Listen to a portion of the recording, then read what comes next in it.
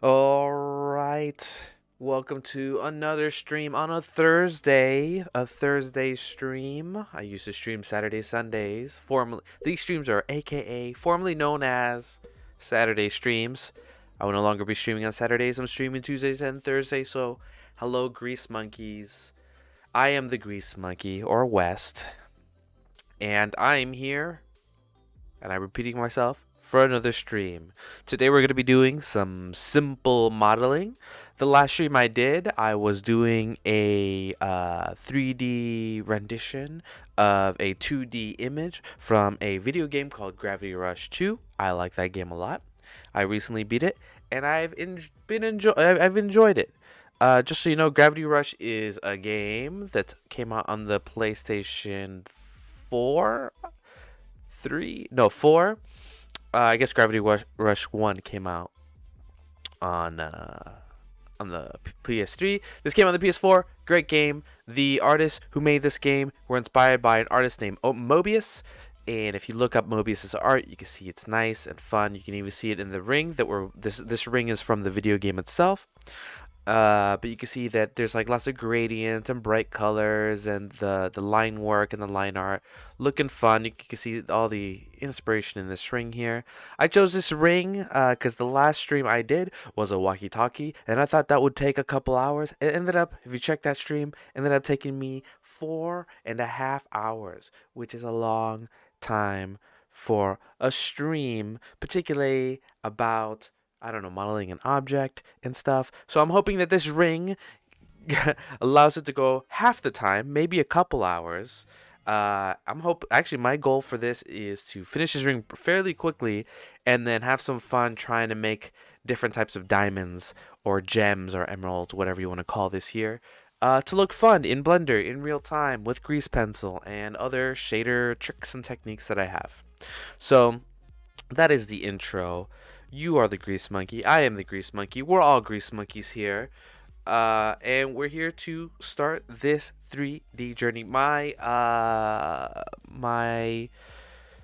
keys are on the bottom left, so you can see everything I'm clicking here. I even have it so if I choose something, it'll tell you exactly what it is and the button that I pressed for it, which I think is a pretty neat add-on. It's called Screencast Keys. Anyway, so I think that's it for the intro, and we can get started.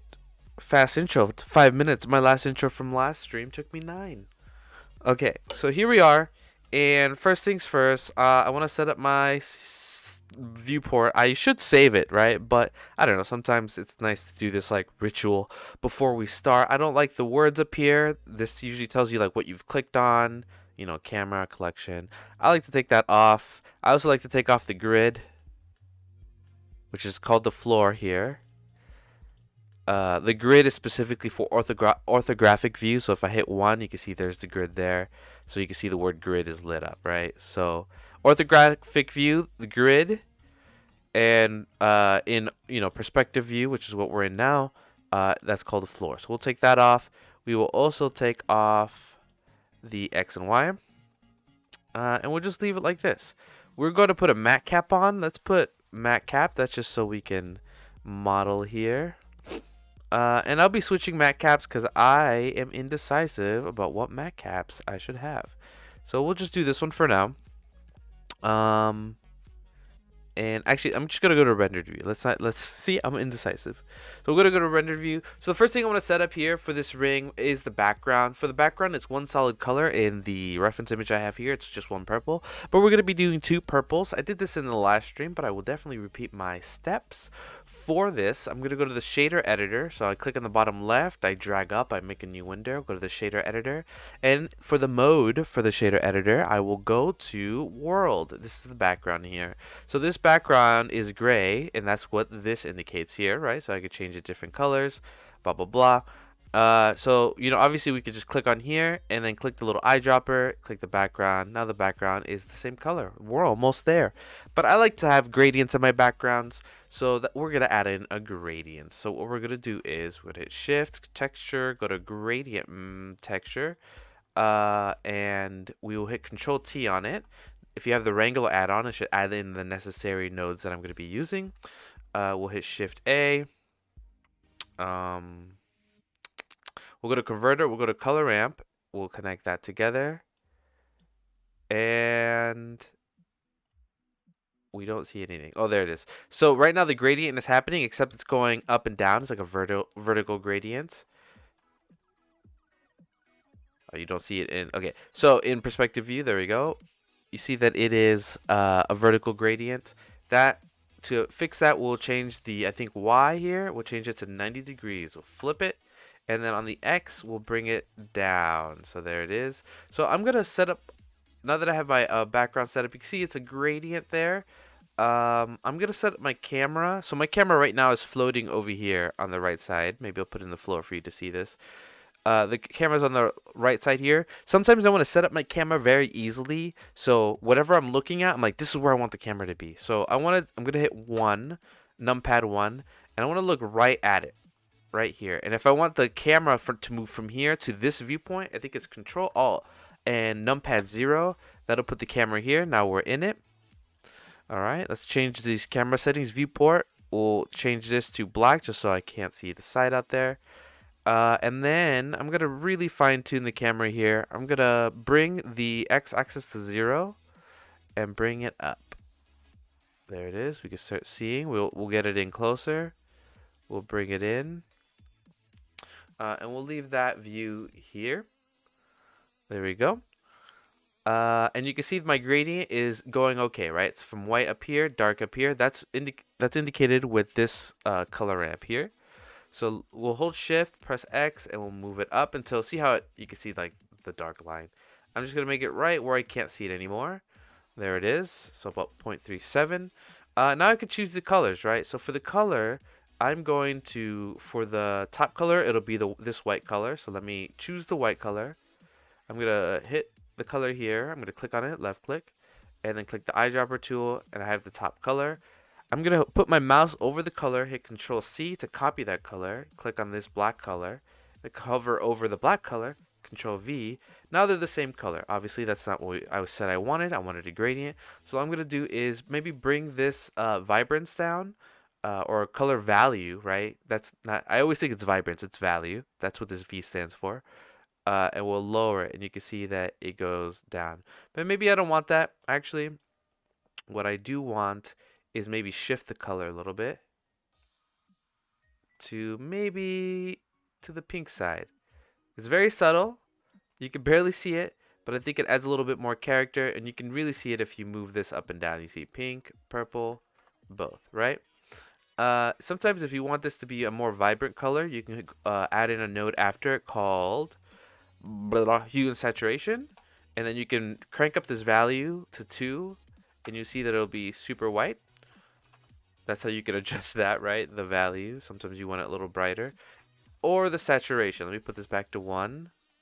And you can see the saturation is pretty on there. So if you ever want to slightly adjust it and you don't want to be fiddling with these colors, you can always put in a hue saturation node on here, and then that'll change it, right? So let me maybe put it to 0.1, and then maybe put the value a little higher too.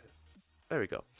So there's a gradient going on. I like it. We're moving. So another thing I want to do is, since I'm going to be using a toon shader, I don't want the background light to affect my object. You see, if I brighten this up, it blows out my my guy here, my cube, my default cube, and I don't want that. So what I'm going to do is put it back to 1. I'm going to do a mix shader, add in a mix shader, and add the background to the mix shader, put it on the bottom one, and then for this factor here, we're going to go to input, light paths. It's pretty large, has a bunch of things. You just need the first one, camera ray. There. Now, what's interesting is this is dark, and it's because it's no longer being affected by the lights of the background. So if I blow out the background, nothing changes, right? The only thing affecting my cube right now are these lights, and by light I mean the point light here. So let me bring, it's black here on the left side, but if I bring this light to the left here, you'll see that it lights up, and you can really see it here if I rotate this cube. There we go, and I can bring this forward, and there it is. So yeah, the only thing affecting my cube is the lights, and I like that because then I can have my color specific to what I want and it not have to like mess with my background. If you ever see a node like this, it's really long. You can hit H, I believe, and it will shrink it down into this like big old bubble. But I think you could do, is it Control H, and it will hide all the sockets there. And I think to get them back, it's Alt H, Control H. I guess Control H hides all the sockets that aren't being used. So we did that, and there it is. Boom, all the sockets that aren't being used. Beautiful. And we have our background set. I'm just doing some organizing here. We got our background set to what we wanted to do, right? Beautiful stuff. And that's called world here. Anyway, now I think we could start the modeling process. So since this is a relatively simple object to model, there's different approaches that we can take, and I'm gonna probably do a few just to see which one works better. So this is also a learning process for me to see what works better. Doing it live puts me on, puts the fire under my butt and makes things. It brings all my flaws to light, and I can fix them. It's like, weeding out the bugs and being able to squash them, and they only come out when I'm performing on camera. All right. So here we go. So first thing I want to do is I'm looking at this ring, and there is 4 parts to this. So there's the ring part, this ornate part, the diamond part, and like these little, they look like saddles, like a horse saddle that goes on the left and the right, which is pretty cool, right? So let's start on the ring part. I'm gonna delete the cube. I'm gonna bring back our floor just so we can see again. There it is. And let's try some different methods on how to model this. So the first way I can model this is I can make a mesh. And then I can add a circle. So there's our circle, there's our mesh. And just for the sake of being able to see my screencast keys, they're a little, I think it might be hard to see. So let me see what color would look good. Let's do this green color. I think the green is more visible, I think. Is black more visible? No, we'll do red.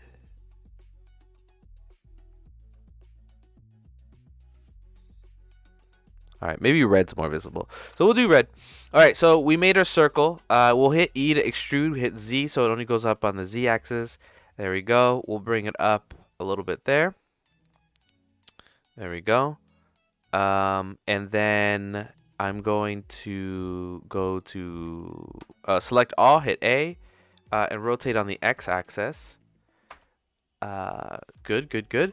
So we got this ring going on. Also, I'm going to hit Alt N and do recalculate outside. That's just to fix our normals. I thought my normals were messed up, but that might be just the lighting. Next, I'm going to... Here, this is one method, right? We'll make this ring. And then we could do a solidify, right? And then we could solidify the thickness like this, right? We can right click, hit shade smooth. We can hit shade smooth.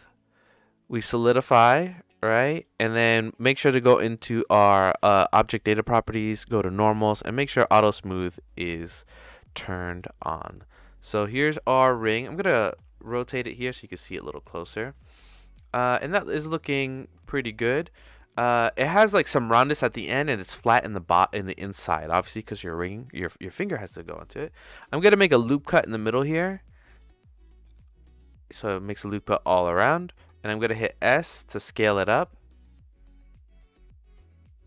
All right. There we go. And then I'm gonna hit Control B. That'll bevel it right there. And I'm gonna add in a second light. I need 2 lights here, at least 2, so I can light the back as well.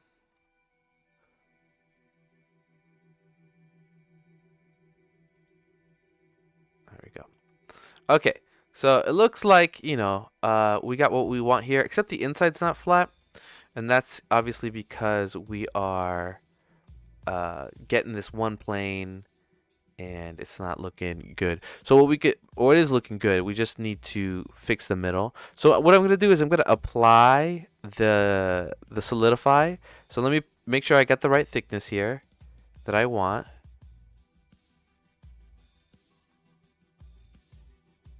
Just looking at the reference and looking at the ring here. Good. We're gonna go to click on this and apply the modifier, and now we're in this mode, in edit mode. I'm sorry. And it looks like there's a gap right in between the top and the bottom here. So what I'm going to do is I'm going to select this ring by holding Alt. I'm going to hit Control Plus. Now I selected all the inside. I'm going to delete the faces. I'm going to go to Edge Vertice mode. I'm going to select two of the vertices that should be together. Hit F. Then I'm going to select the 4 here. Hit F. Okay. Select this line. I'm going to hit F and it should add all my faces on the inside. There we go. And we got our flat ring on the inside, which is looking good. And then the outside ring, which is has some like detail there that we can mess with if we wanted to.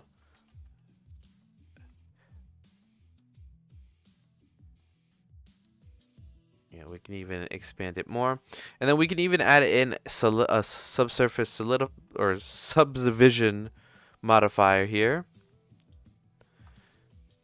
And really smooth out the ring and be great.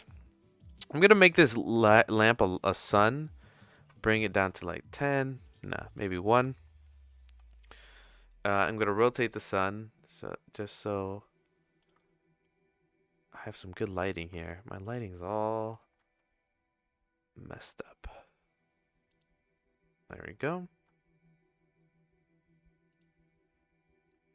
Okay, so that's one way to make a ring. Obviously, it's like a whole roundabout way, but there's a lot of modeling techniques that you could learn from that. Let's make it one more different. Let's make it one other way that's a little bit more flexible, but does require a little bit more setup. So we're gonna move this guy. We're gonna call him ring base, and we're just gonna make him invisible, just for now. There it is. Okay. So another slightly more complicated way, but then you can add in some more customization. Is we make a curve circle. That's what it's called. And then what we can do is we can go into the settings for the curves, go to geometry, and you can see you can extrude it here, which is pretty cool. All right, and then we also have the bevel here. We can add in the thickness, and that is an easy way to, add in some, make a ring. But obviously this is flat; it doesn't have any character and stuff like that. So what we'll do is, and I'm gonna call this also ring base, and move it into a new collection called ring, because we're going to be adding some stuff in here. So we got the ring base. So what we need is a bevel object, and that's what's going to add in the customizability. We'll go to bevel and put the object, right? So go to object. It's invisible again. It's asking for a curved object. So we'll go to curve, and we'll add in a curve. So let's add in a Bezier curve right here. And we'll move it to the side. You see it kind of looks like a little hill here. So we'll call this, and we'll bring it into the ring collection. We'll call this ring bevel, just so we know what the heck it is. Bevel. Okay. All right. So now under the ring base, under object, choose ring bevel, and it makes it into a giant donut, which is pretty interesting, but not what we want. So what we do want is to select this object so we can see it, and see if we can move it around to make more sense.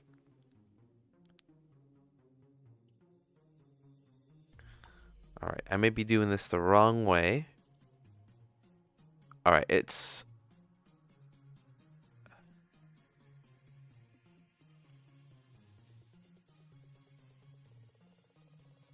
Oh, this might be an easier way to do this. Never mind. Forget the Bezier bevel curve. If we just go to the ring, I didn't realize this option was here. If we go under bevel and we go under profile, you can see you can choose the curve that it can have, and then you can add in your own curve, right? So this is the curve. And you can really add some more detail on here. You can add in different points. You could change the points to be sharper. Oh, this is neat. Look at that. And really add some good looking stuff here. You can't mess with the beginning and end. I guess that makes sense. And we can add in the ring. And that's a pretty neat way to do it too. And I guess you can reset everything, right? By...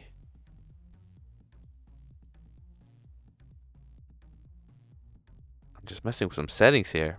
Interesting. Anyway, this is the way we're going to be doing it with the profile here. I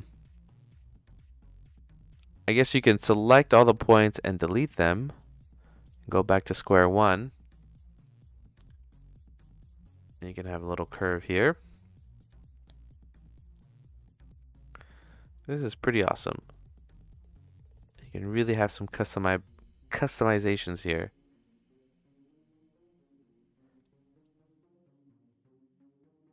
And I'm just changing these points into a different mode. And then, yeah. So this is good enough for me and what I need it for. Anyway, for right now, I'm going to just delete all the points. And we'll customize it later. Just wanted to show you some different ways. Traditional modeling, using curves, etc., etc. So I'm going to rotate on the X. Let me go back to our camera view here. Rotate on the X. There we go.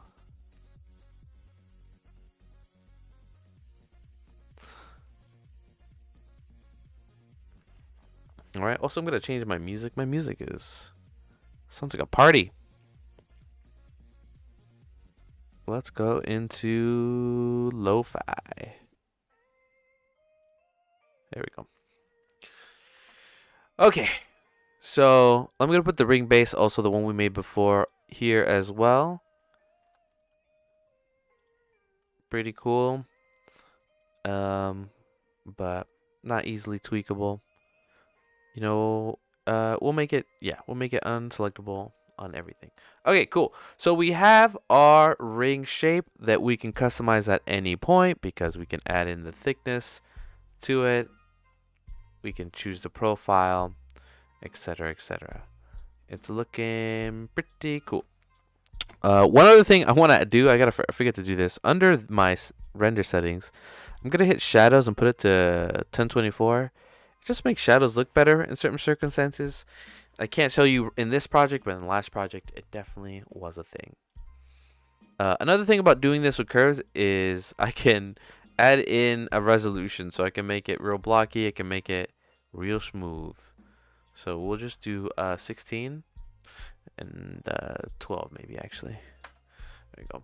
We'll do 12. Move on our way. All right. So now we're on to the second part, which is going to be an interesting part to do. Also, I'm going to make another collection. We'll call this ring, main. We'll put the, and call this one ring base. Or maybe say ring loop. That's what that is, right? I don't know what the technical name for that is. All right, so we got the ring loop in here, which is looking cool. But now we need to do this this like little embroidery thing. And there's a couple ways we can do this. Um, yeah, there's a couple ways we can do this. And so we're going to make our ring loop invisible. And what we're going to do is we're going to make a UV sphere. There it is. We'll hit smooth. And for the sake of my lighting here, I'm going to make sure that we have two sources of light here.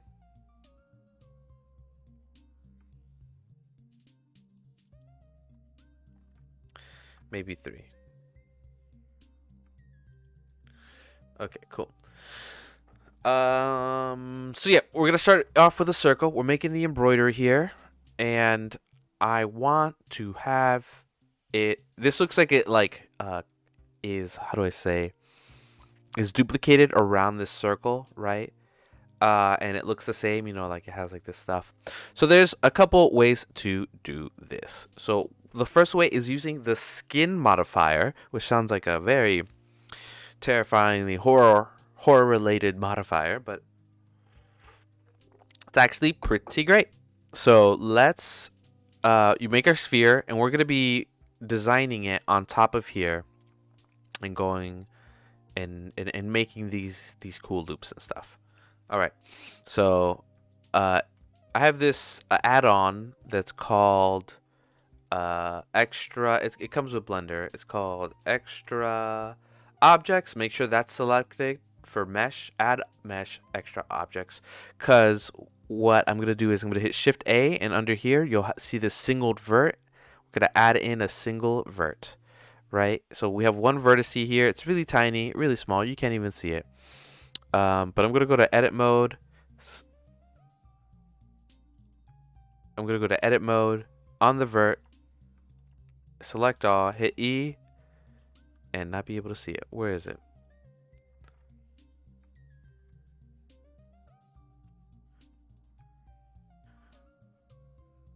I'm looking for this vert. Did I erase it? Let's try it again.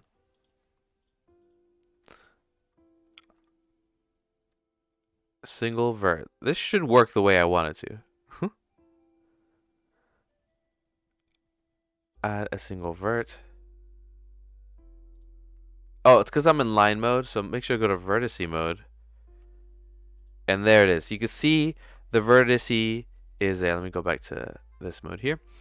Okay, so let me start over since I had an issue here.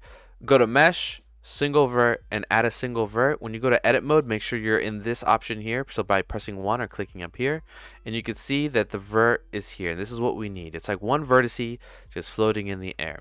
What's interesting about this particular extra item, you can also have origin and the vertice is mirrored. So if I do that, it automatically adds a mirror modifier.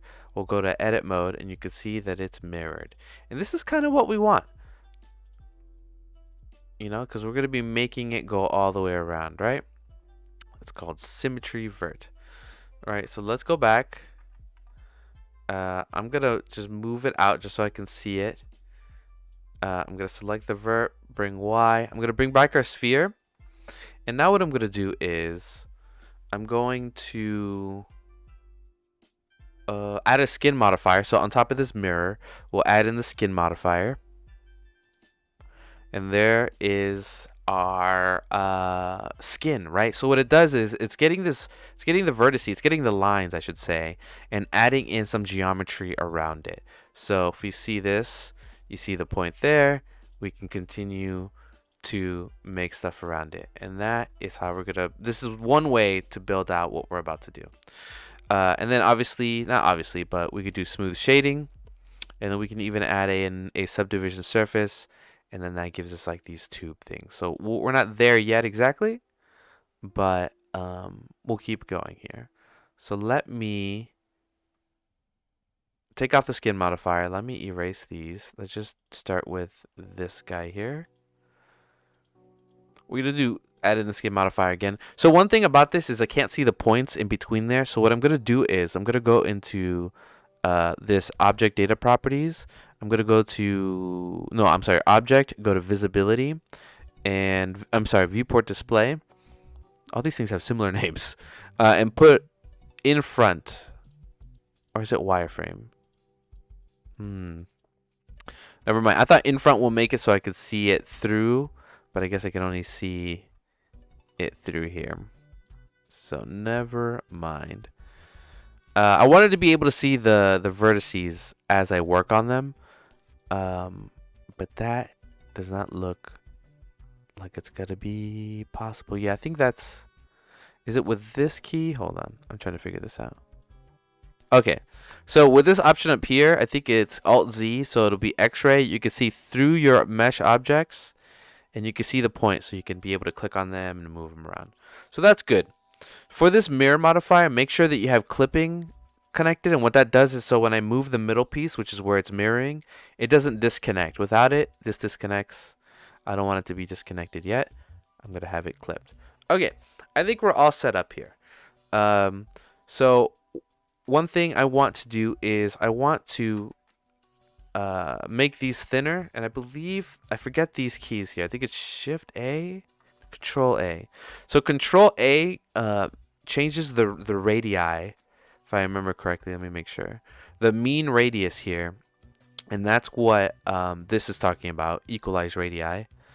But Shift A makes it so the skin is thinner or thicker, and that's what we're going to be using. So know that we're doing Control A.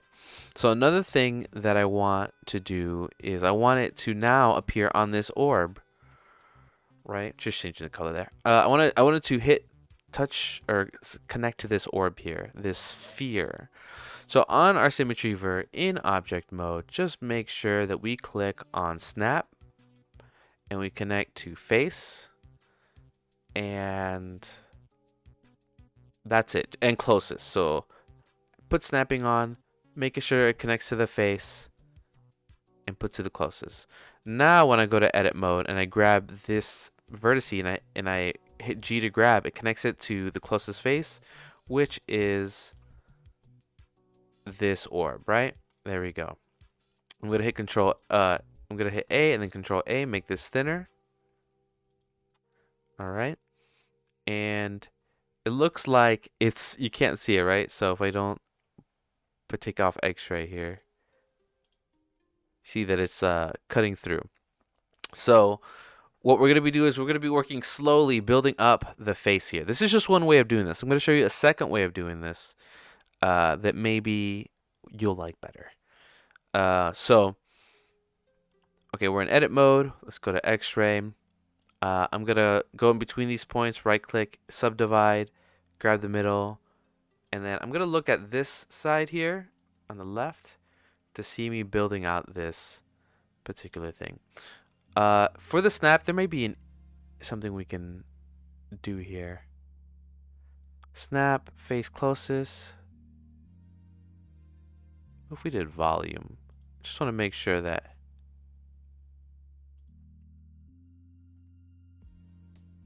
Alright, it's not volume. It's definitely face.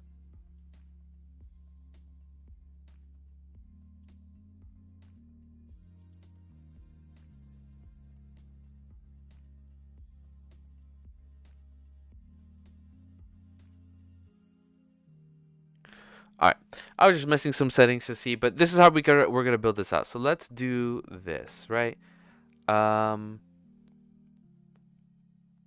Let's start building out what this potentially could look like. What I'm going to do is I'm also going to add in the subdivision surface just so it's smooth, and I'm going to do smooth shading so it's smooth. There it is. Yeah, so here we go. Let's start. We're all set up. Just grab in the points here. And then I'm just hitting E to extrude.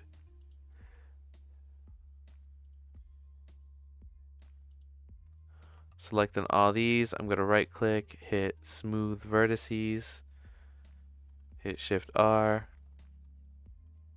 That makes a circle. We'll grab these, hit on the Y.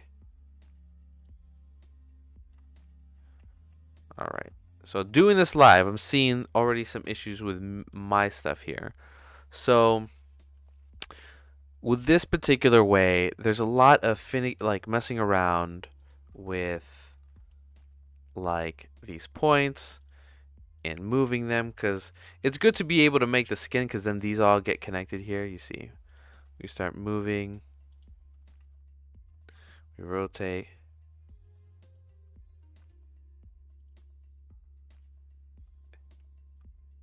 You know, and this is just a fun way to build out some stuff here.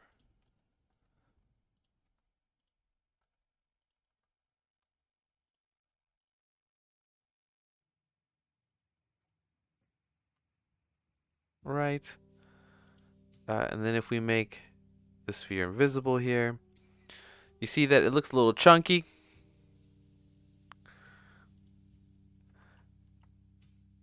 We can select all the points in edit mode. Right click, smooth, and we can smooth these out. See? And that's a fun way to make some like tendrils and stuff. Let's try this a different way. So this is an alright way, I think, with the skin modifier. It works, but I think it's more for a specific case. Let's try it a different way now. Okay. So what we're going to do is we're going to make this one invisible. Gone. Bring back our sphere. We're going to make a, in object mode, make sure we are in object mode. Make a plane. I'm going to rotate this on the X. Bring it forward on the Y. Shrink it down. And we're going to use a shrink wrap modifier. So let's do the modifiers. Go to shrink wrap, which is right here, and select the sphere. And then now that we shrink wrapped it on there, we can also have it offset. You see, we can even have it move away from it, which is pretty neat. We'll have it close, and then we'll add in a solidify modifier. We'll solidify here, and you can see it. I'm going to take off X-ray mode. And you see my solidify modifier is working. All right. So for right now, I'm going to have the solidify modifier off.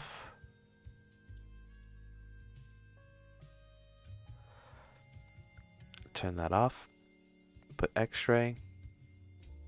Okay. So what I have here is the shrink wrap modifier. I have it so it goes on the surface. Maybe outside surface would work better. Outside surface. I have this option here on the left side clicked on cage. This will just show me what the modifier is doing, right? So if I have it unchecked, you'll see that it'll show me what's happening, you know, on here. You'll see, but it's showing me the vertex data where it actually is. That's not what I want. I wanted to see it where it's currently lying. So there it is. So we are now shrink wrap modifier. Let's go to line mode, and then with this, I can hit maybe like with snapping on. We can hit E, shrink it.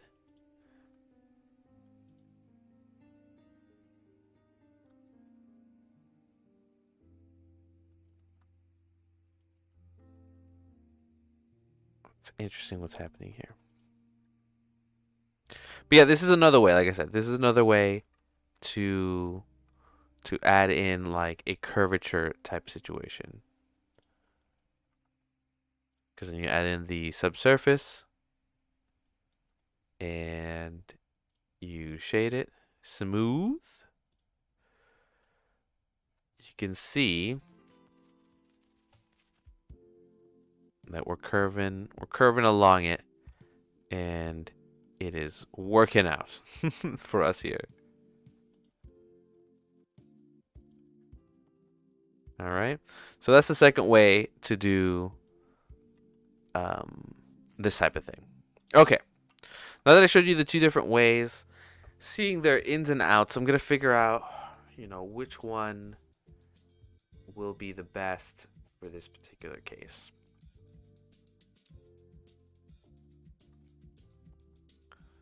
Let's see.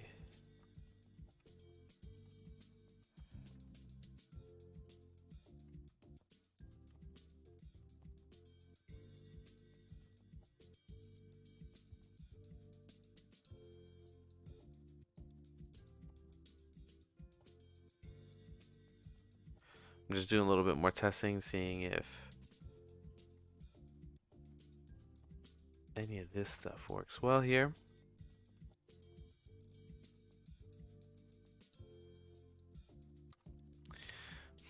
What are my caveats with this one? This one looks decent, but could need some work. Okay, let's try one more way. Let's try, so we'll make this one invisible. Let's try using curves.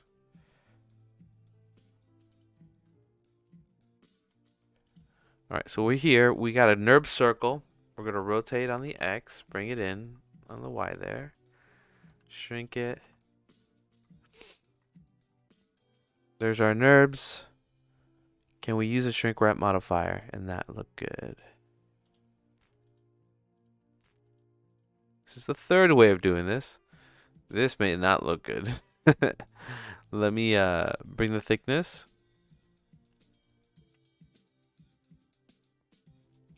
Interesting. It's just like glitching, huh? Weird activity there. Alright, if anybody else has any other ways to do this before I start tackling it the way I just showed you, please let me know. I'm always curious to learn some more. But yeah, this is interesting here.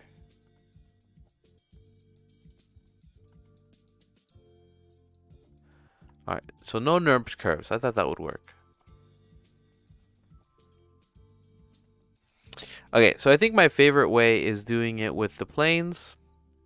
So let's start working on that. There's a couple things I want to do. I want to go into our sphere, go to the visibility, and take off shadow. And instead of display as textured, I want it to display as bounds. So I know the sphere is in here. I just want to just see my thing, the thing I'm creating. So I know I'm within that bound. I know the circle's in here, and that's how we're gonna work. So I'm gonna select this line in edge mode, hit Control I, and then delete edges. So I'm left with just this one edge here.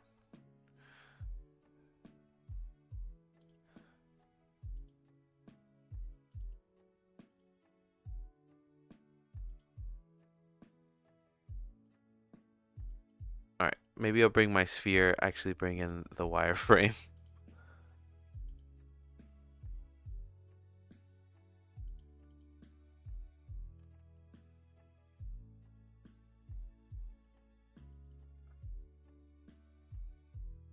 Oh no. Under display as bounds, I have it set to sphere. Now I can see it. Now it's good. I think we're good now.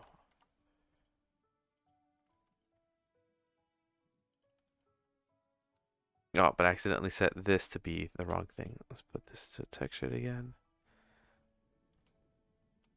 There it is.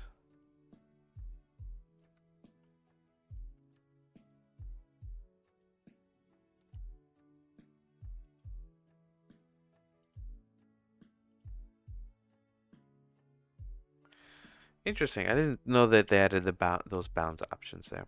All right. So one thing with this mirror modifier, I forgot to say. Oh, I didn't even add in a mirror modifier. Add in a mirror modifier. And put clipping on, and put the mirror at the top. Well, maybe after the shrink wrap, actually. There it is. Let me connect these dots here.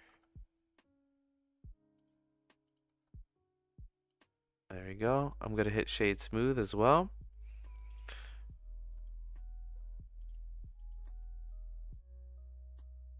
All right.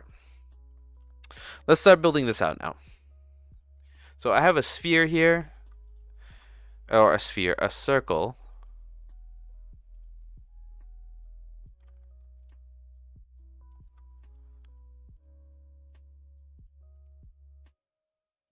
So that's what we're going to do. We're going to add in some more subsurface division there. All right.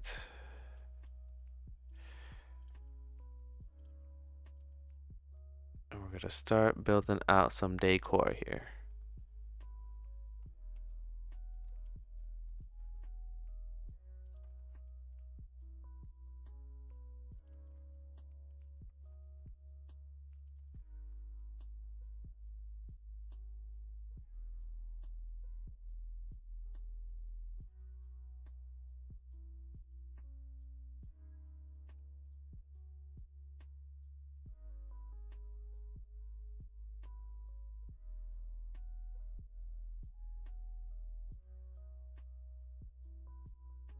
Actually, I should just make this easy on myself and just start off with a circle. Let me just do that.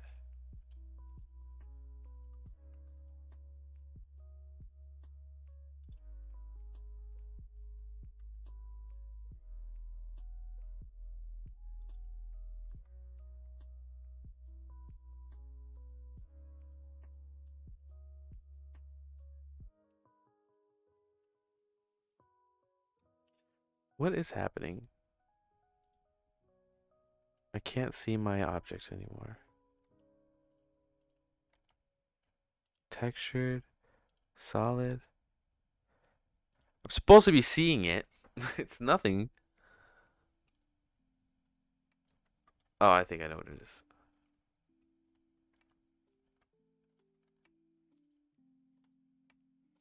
Oh my god. This is insane looking. It looks inappropriate.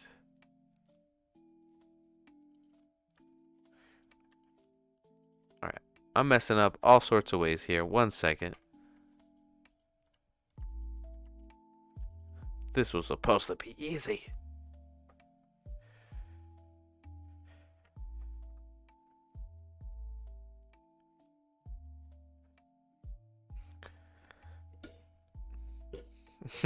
And that's when you text Soapy Grenade, huh? That's when you write in the chat. Good to see you here, though.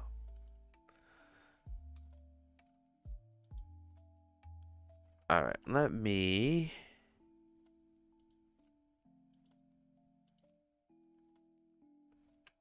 think on this. All right, so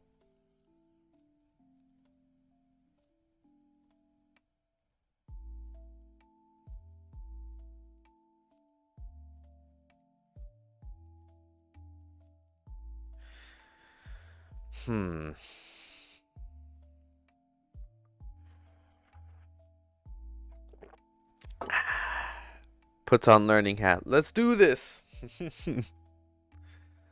All right. Let me think if I'm even approaching this the right way.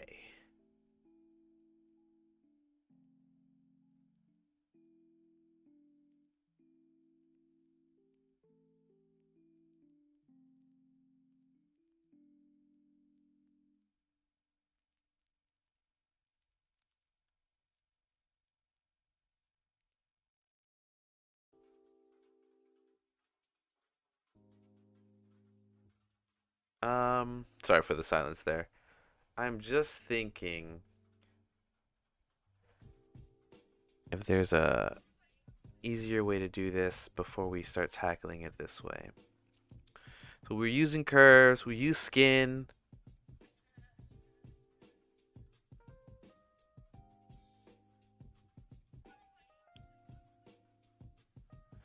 All right. So let me at least do something that I know what to do. So I'm going to have the circle here.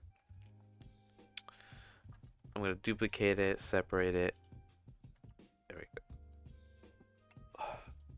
I'm gonna make this a curve just so I can add some easy thickness to it.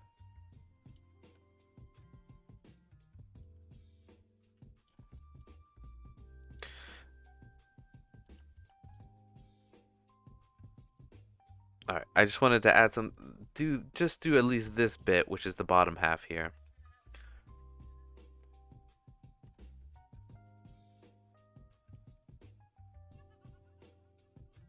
All right.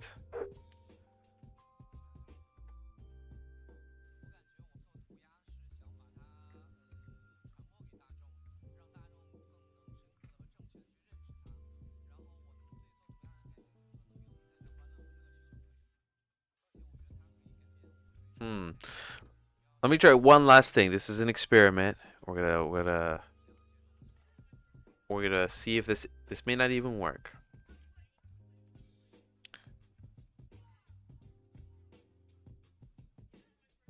I am going to add a circle. And we're going to see if we can use a modifier called toSphere and see what that looks like. We'll add in the skin modifier. We'll add in a subdivision, subsurface division, some shade smooth. Just me wondering if the grease pencil could draw faces and vertices like a real life pen. Would that help at all? Yes, I made that was actually one of the thought process I had in this. So I'm gonna try that one next. Just want to make sure that we can't do something easier. What's it called? Mesh deform? No.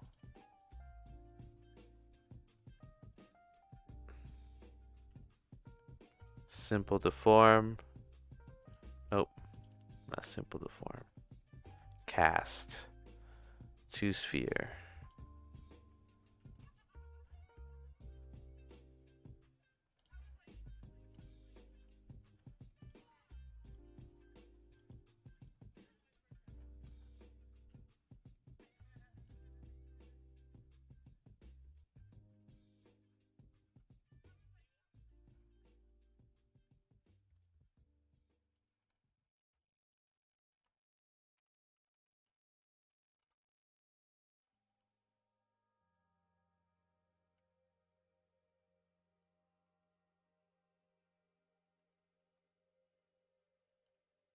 This is some wacky stuff here. Circle curve with mesh around.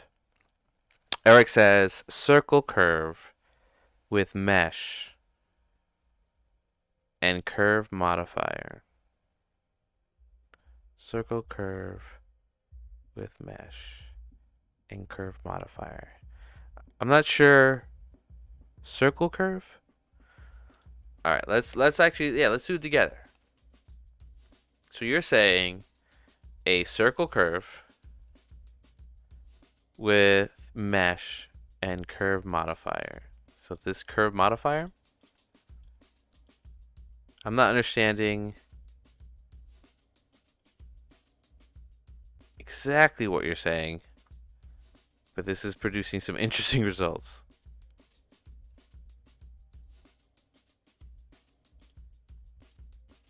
If you could be more descriptive, I think I understand what you're saying. Circle curve.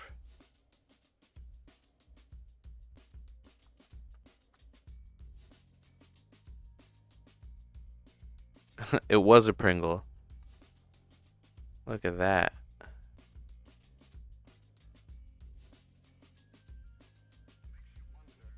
Space and time.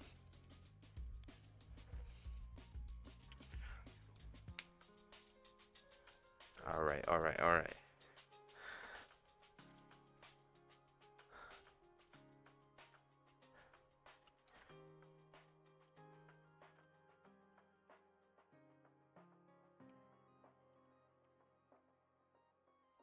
gonna do some Googling. Maybe I can find this easier. Somebody else has already done this. Let's see.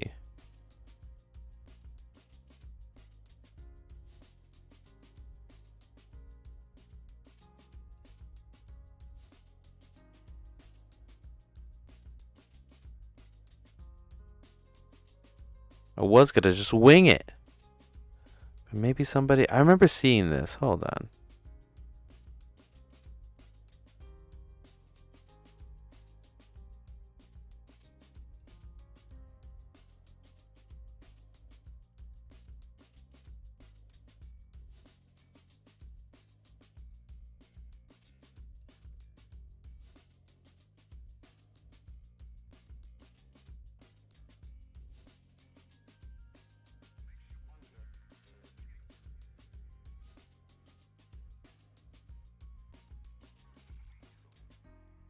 Oh, I'm finding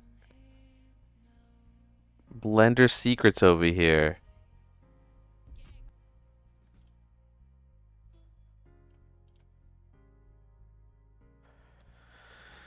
Alright. Okay, so you could use a simple deform tool to bend the object 360 degrees. Then just trying to wrap my head around the shape of the actual ring itself. Okay, so that's an interesting solution, right? So you said simple deform tool to bend, right? So if I had something like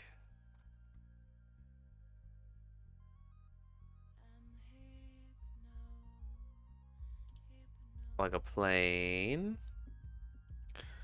and I hit rotate on the X, and we hit Shift R, and then we do a simple deform, just so we can see what we're, for people to see what we're doing here.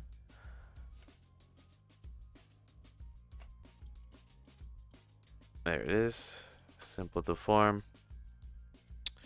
You can see it's deforming around at 360, which is pretty good. Ding. But it doesn't make a circle. That's why I had the cast, right? Because if we did cast to sphere,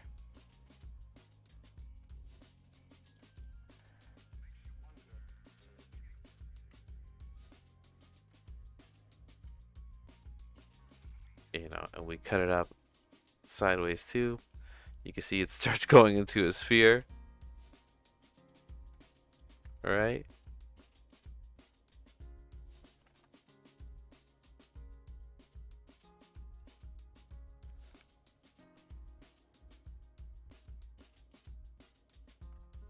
All right. And that's an interesting way. You can make a parachute out of this.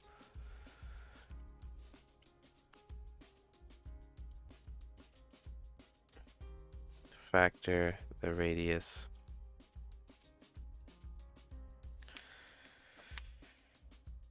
All right, all right, all right, all right. I think.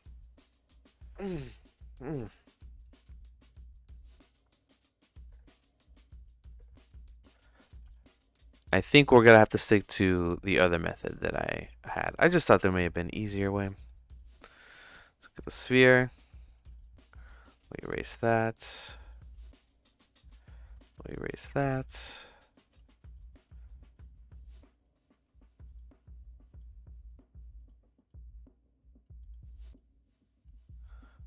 Erase that.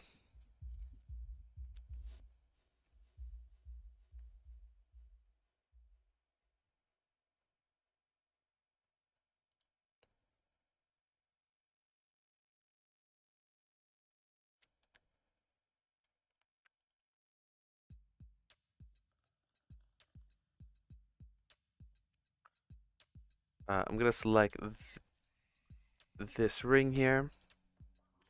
Separate it. So I have the sphere base. And I have this ring, which I'm going to go into edit mode, make bigger. See it on the left here. Change the mesh there. And we're going to do a shrink wrap.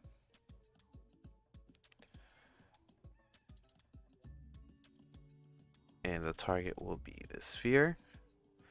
Alright, so we have its own sphere shrink wrap around itself. We'll do outside surface or above surface. With a cube, Arkham says, with a cube, create the shape of the ring. Then use a circle curve with a curve modifier. Create the shape. You need like half circles with solidify. Yeah, I guess the circle part is what I'm trying to make, right? And then bend that.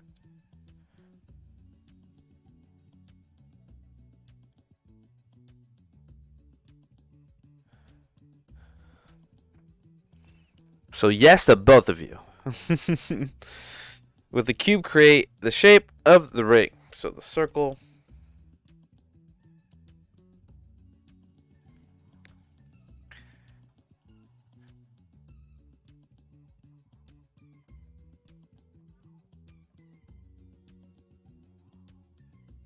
Hmm.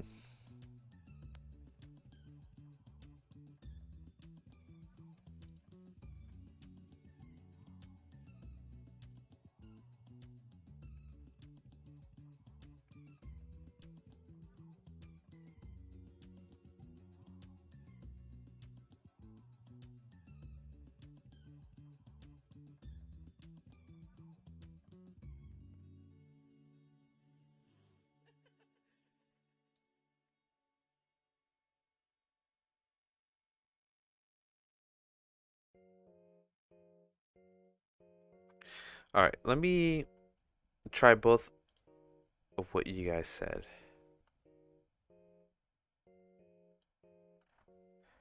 I just need to see something here.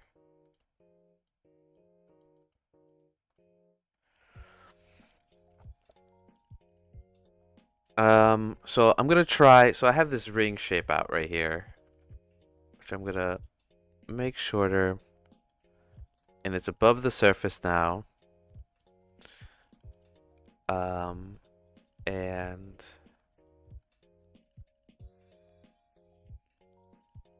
so you could use a cube and bevel the top face, creating the arc that's in the ring. Yes, yes, yes, yes. I love this problem solving in the chat.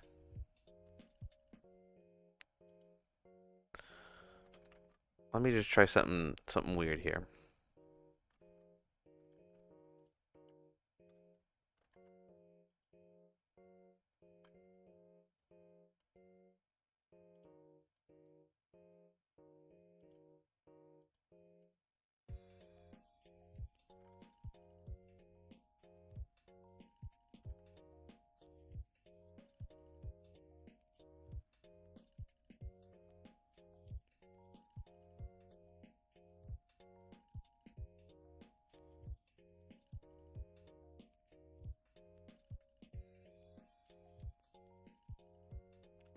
I've been wanting to use this screw, the screw tool, and seeing maybe if it can help here.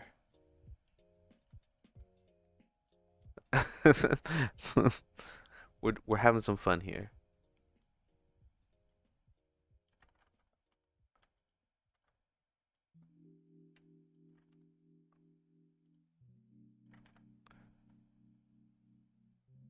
Edge split, flatten shear.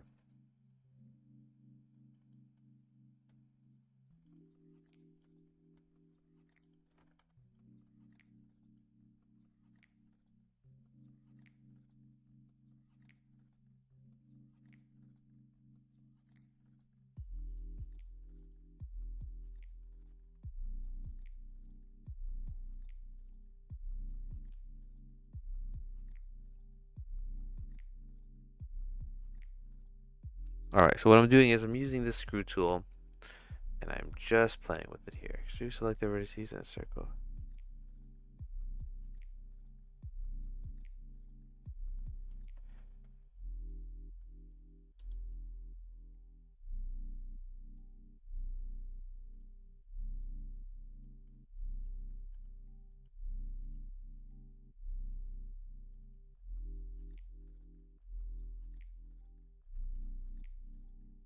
Typically, you would probably want a triangle instead of a cube, and bevel the top of that.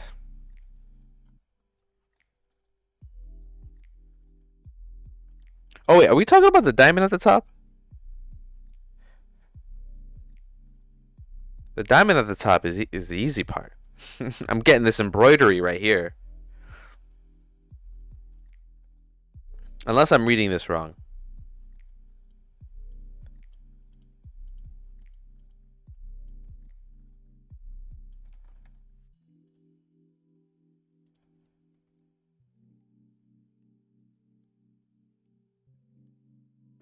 Clearly, I'm a complete monkey at Blender. I just used the basic cube mirror modifier and prayers of God that listen to get the ring modeled. Ha ha.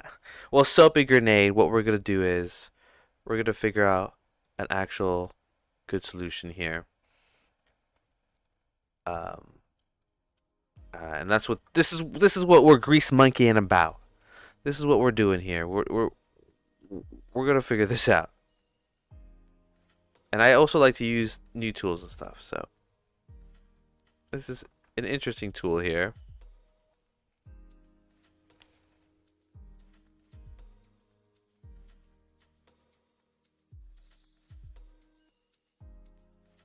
All right, let's try some of the stuff that you guys were talking about.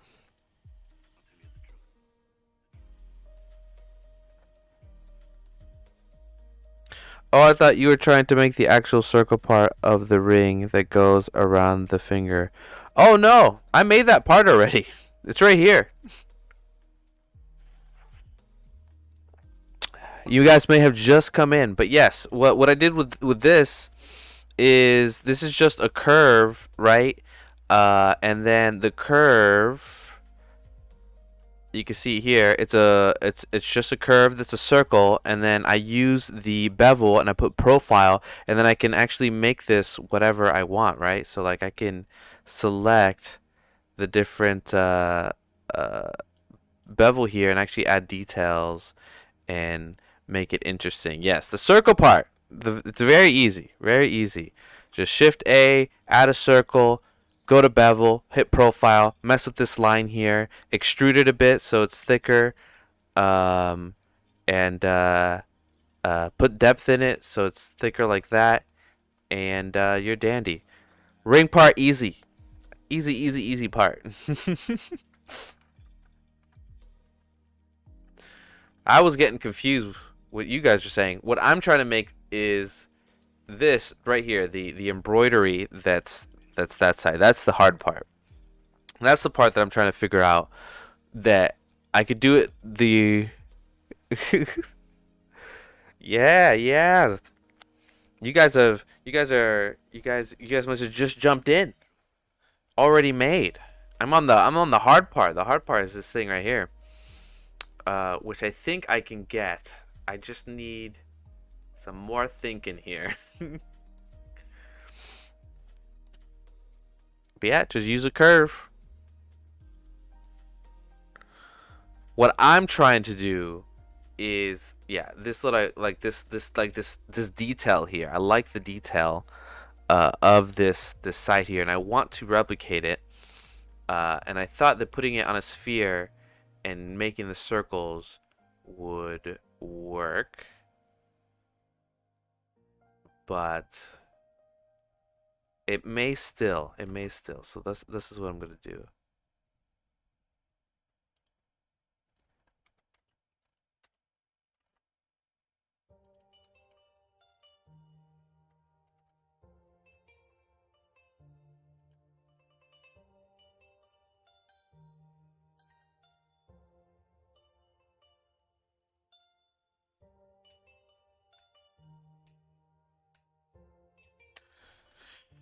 Okay.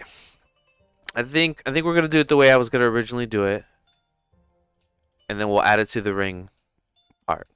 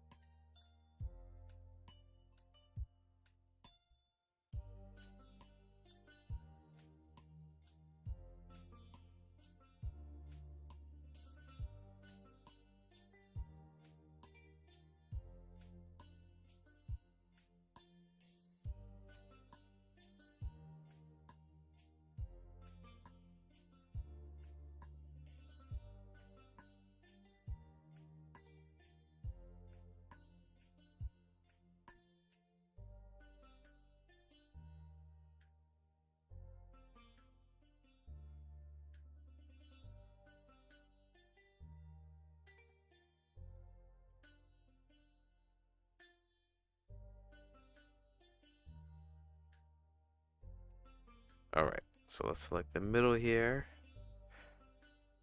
I really want to use this screw modifier here. I like it so much. Oh, there's our screw. I've been using the screw modifier wrong. So under the screw modifier, you can choose X, Y, Z, right? And what it's going to do is I'm going to select an edge, right? So let me take off this modifier here. Select this edge.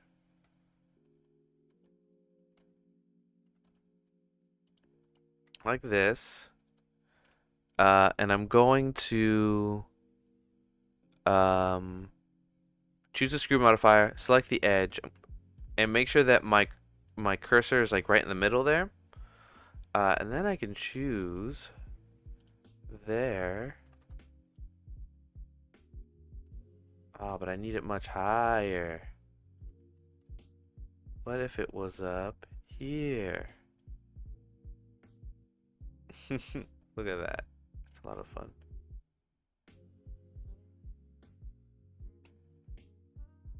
All right, so this is how we're gonna make this curve that we're gonna squish against the ball there.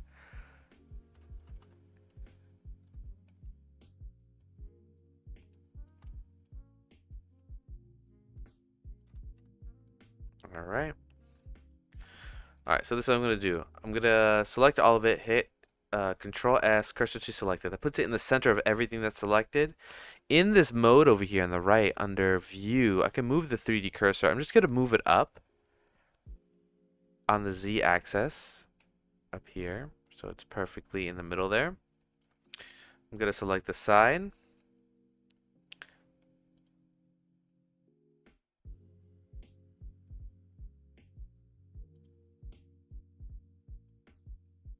And make the circle here. I can make this a much different way. I just like using this tool.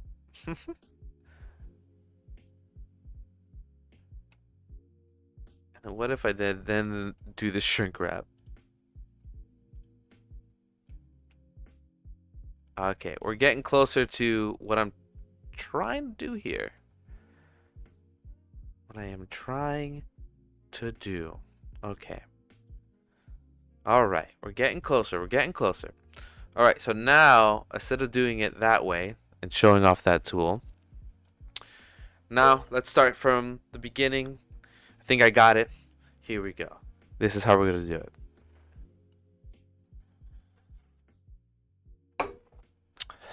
Okay. First things first, I'm going to make a circle. I'm going to go into edit mode and I'm going to hit E, right click, and then S to scale. Select it all now. I hit R for rotate, X, we'll bring it in, we'll bring it forward, we'll shrink it down. Okay. We're almost there.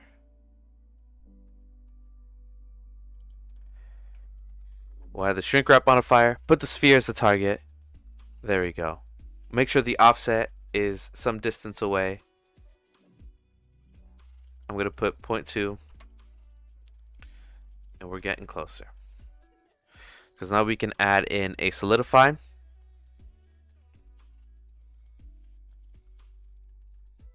Which is right here. Make it thicker. Even thickness. Shade smooth. And add in a subdivision surface. Okay. There we go. For this outer edge, I'm going to bring it up a little more.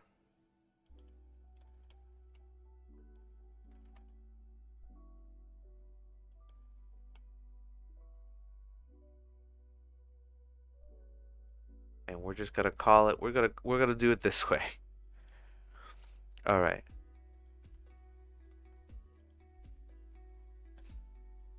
Now for the sides here, I'm going to look at it from the top. Looking lumpy, or is my eyes broken? You're right. It is lumpy.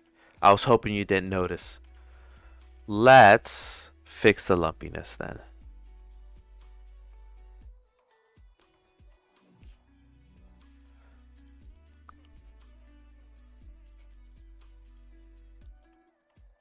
eyes are not broken. You guys are keeping me honest.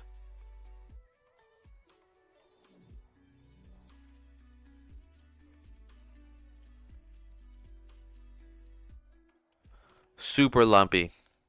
All right. Let's see how we can figure out this lumpiness. Could I... Let's go back. I thought this was going to be an easy one. This is the most challenging part. Okay. So could I...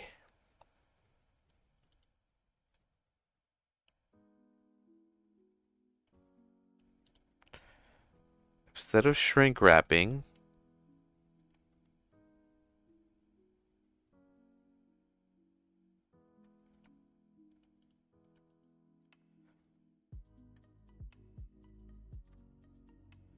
I'm going to make another sphere.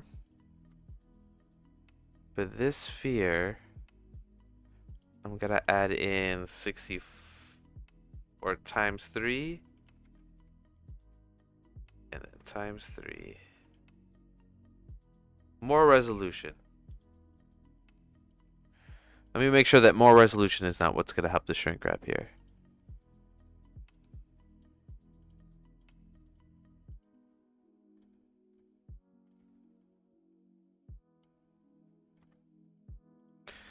All right, let me make sure. Mirror.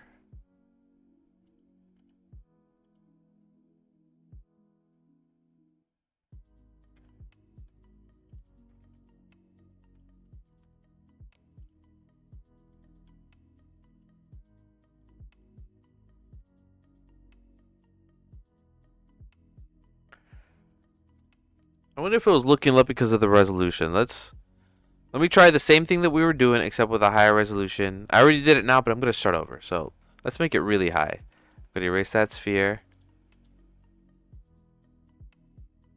I'm going to erase all the spheres. Make a new sphere. Or should I do something? Would it work if I did a NURB surface sphere? Like this is like a perfect sphere, isn't it? Alright. I'm gonna see if it is.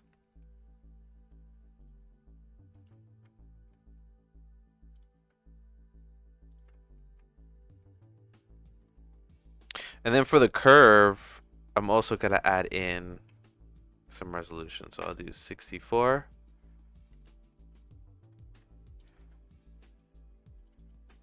Rotate it on the X.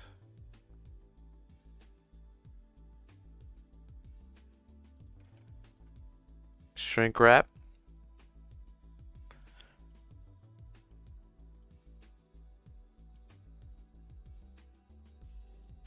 Oh, it has to be a mesh, huh? Convert to mesh. Alright, so if it's gonna just be a mesh, let me not do that then. Let me just do a regular UV sphere.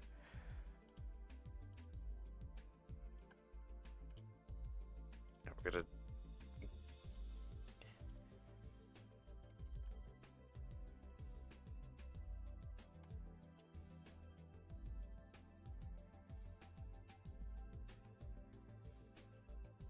There we go. So basically what I'm doing, I'm making a very high resolution sphere. Super high. It's a lot. Now let's try it.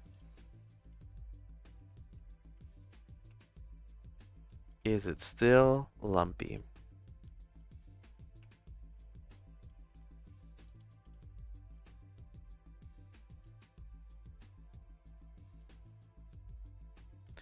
It is still lumpy. Yeah. Oh my god.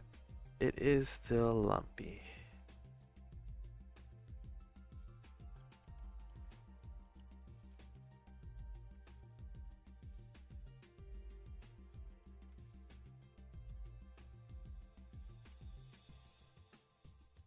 It's not too lumpy though. It looks a lot better.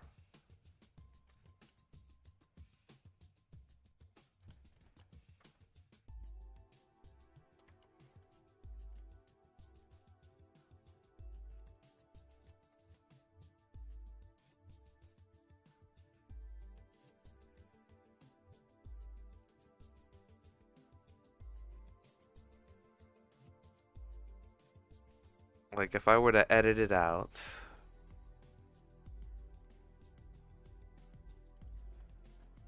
All right, before I do that, let me just have this one as backup. And let me mirror this.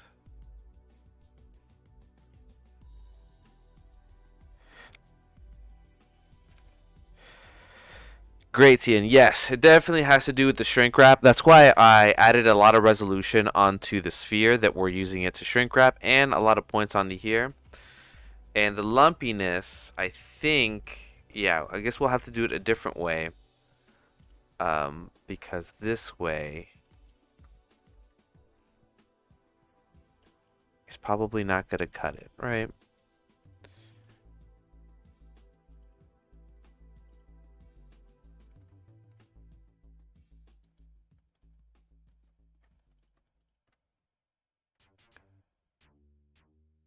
Looks good now, I think. I think so too.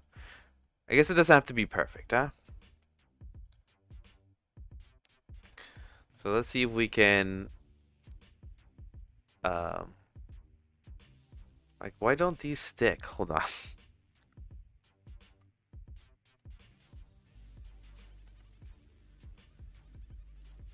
Yeah, these are stuck together.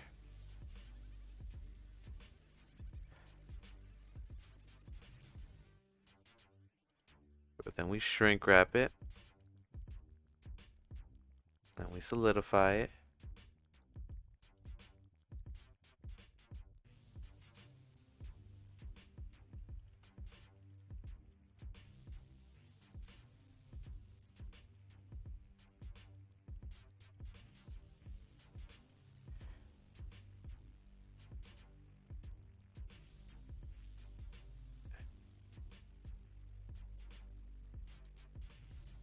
Then when we go out of edit mode, it doesn't look like it. My God.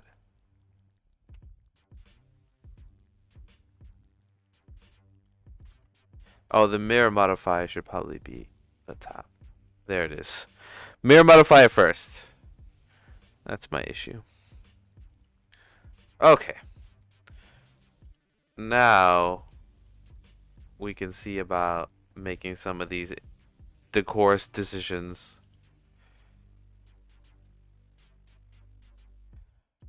No, I don't like it. I think we're still gonna have to do this a different way. Oh no, these are looking maybe fine.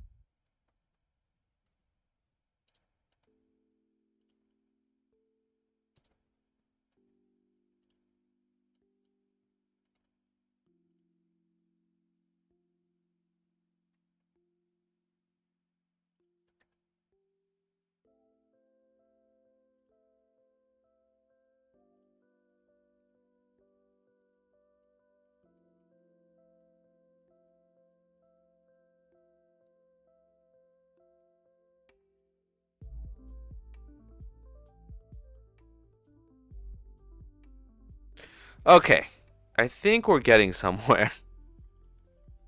I think. Finally. I think there's a lot of silly issues that were going on there. So now I am just using the modifiers. Everything looks relatively smooth. If not, we can smooth it out afterwards. We're finally making some GD progress. Alright. Okay, so I have the mirror modifier. I have a high resolution sphere that I'm using a mirror modifier. I'm using a shrink wrap that goes onto the sphere with an offset. The closer the offset, the chunkier it looks. But if we put it kind of far out, are you just extruding, scaling, and rotating to make these details? Yes. So yes, Gratian. So once I have the mirror modifier, first, very important with clipping, and then I cut it in half, and then I put the shrink wrap, surface, take the offset out, then I solidify it, right? Boom, and then I subdivide it twice. I think once you can still see chunk, but twice, looking gorgeous. And then all I'm doing is, for all these modifiers, this first option is selected. So when I'm in edit mode, if all of them are off, you can see that what's happening here, right? This doesn't make any sense. But if you put the vertice mode here, you can see now the mirror's showing up, even though it wasn't showing up before. Then the shrink wrap, now it's shrink wrap on there. Then the solidify, and the solidify's on there. And then the subdivide. So yes. So then all I'm doing is getting the edges, hitting E, rotating, scaling, and G. So GRS, just and a lot of that. And then scaling it up and hoping it works. And then I try to what I'm thinking about is how this doesn't look perfectly curved, like it's not following this curve. So I'll rotate it, boom. Same thing with these. I'll rotate it, I'll scale it. There we go. Ah, finally. Okay, so there we go. There's that going on.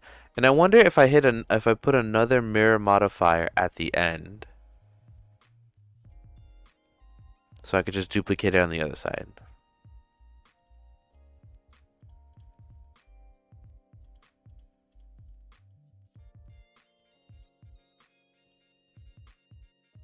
And the mirror modifier will be on the sphere.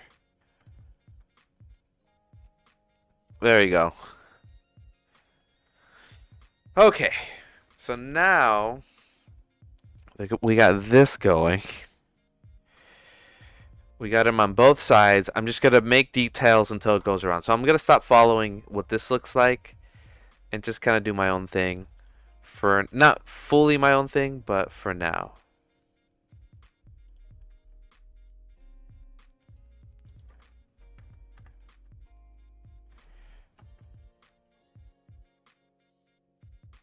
Throws confetti. Thank you. Thank you. It's tough doing this live, guys.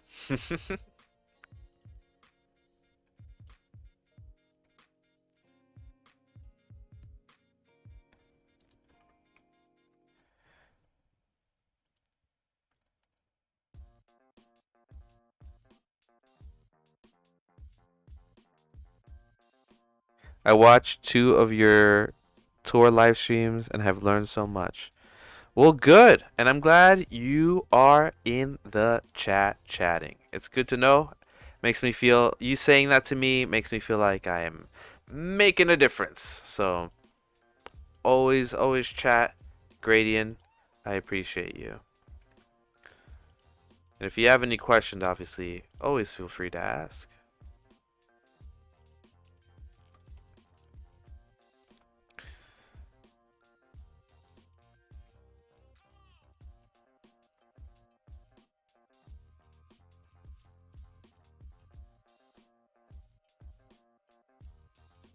I wish more people stream like this instead of just tutorials. You really get to see the thought process.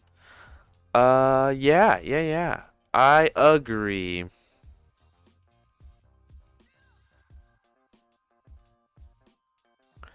Martin dice, ¿alguien te habla España por acá? I'm assuming that they're asking if anybody speaks Spanish.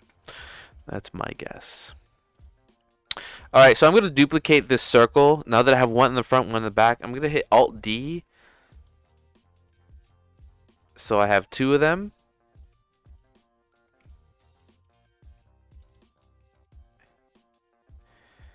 Alright, so I have 2. You can't tell, but I have 2.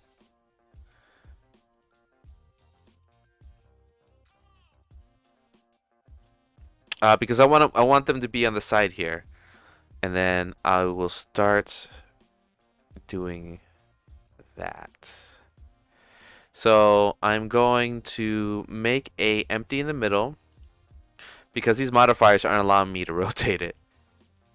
So I'm gonna call this empty middle. I'm gonna parent the second one onto the middle. Control P, object, and then I should be able to. Oh my god. It's not acting the way I want it to. I tell you what. Okay, so let's go back. I need this to work so I can do less work in the future. All right. So what's happening here is I want this, as you can see, this is in the front and the back. I want this to appear on the right and the left. So it repeats 4 times. Could I just add the axis? No, that adds it on the bottom top, which is kind of cool. This one just flips it. Do the monkey way. Duplicate it. Rotate 90 degrees. So look, this is what happens, just so you can see why I'm not doing it that way. So I have the circle. I'll start over too. I have these guys. I duplicate it. Shift D. Right. Now I hit R and Z, and look how this rotates. So what's messing with it, Soapy Grenade, is the modifiers. The mirror modifiers, all that stuff, right? And I could apply it all, but I don't want to apply it because I'm going to continue working on the design, and I just want it to replicate all around, right? So it's unfortunately not that easy. So I'm gonna hit Alt D. It makes a link duplicate. You'll see it there, duplicate linked. And then we're gonna adjust some of the stuff here so it continues to work on this sphere. Like this. I'm gonna center the cursor. So it's in the center. So I hit Shift C to center the cursor. And then I'm going to take off the mirror modifier for now. Turn that off. I'm gonna hit the period key next to the question mark and hit 3D cursor. Now what that means is that I'm gonna rotate around the 3D cursor, which is in the center, and I'm gonna rotate it. Alright. I'm also gonna take the mirror modifier off the top. Okay. So I'm rotating this, and I'm gonna rotate it on the Z 90 degrees. So it's on this side. Good, good. Now I'm gonna turn on the mirror modifier. It's gonna be messed up. It's gonna be on the opposite side there.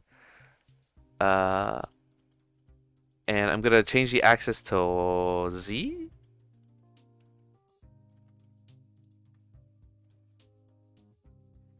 I'm gonna make sure that the mirror modifier has the sphere as the object, because that's what we're mirroring around. And then Y. There we go. Okay. Now I have both.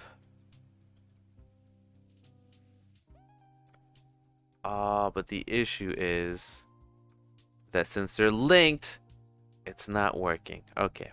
So let me solve that issue after I make the design.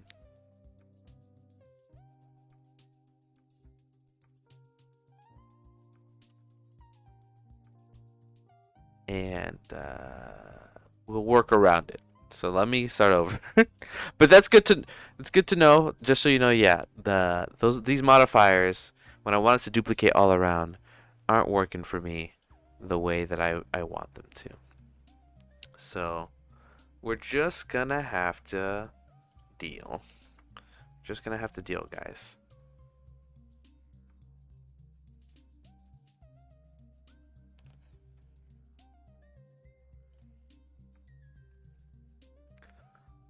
Alright, let's add some more flares to this stuff. I am in edge mode. I'm hitting E.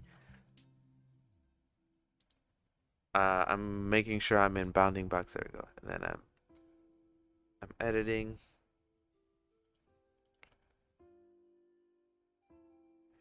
Just scaling.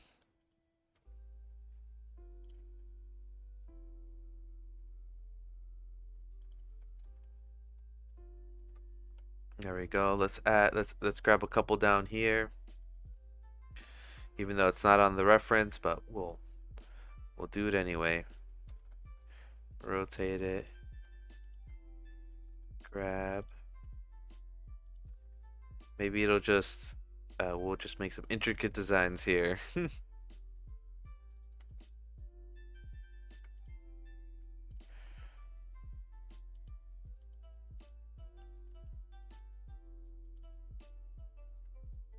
And we'll just keep hitting extrude and all that stuff. So Oops, that's not what I meant to do.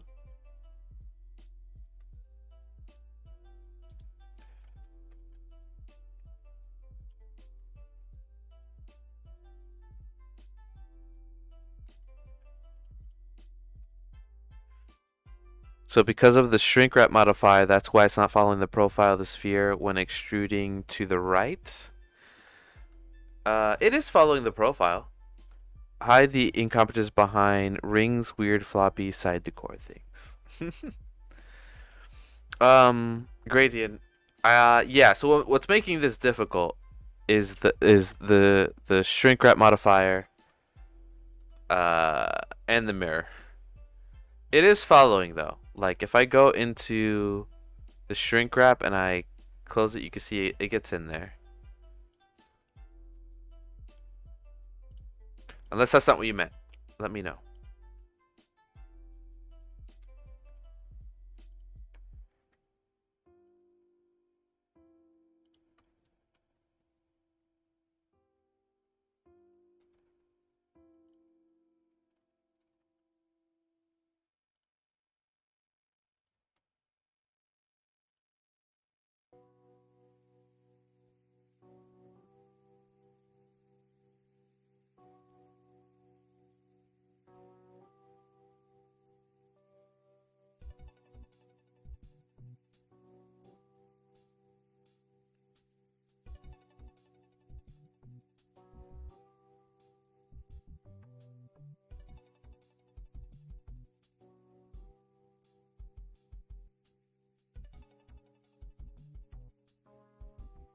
Alright, so I'm just going to worry about all the line stuff. We can definitely add some more stuff after this is done. And greetings from Latin America, Martin.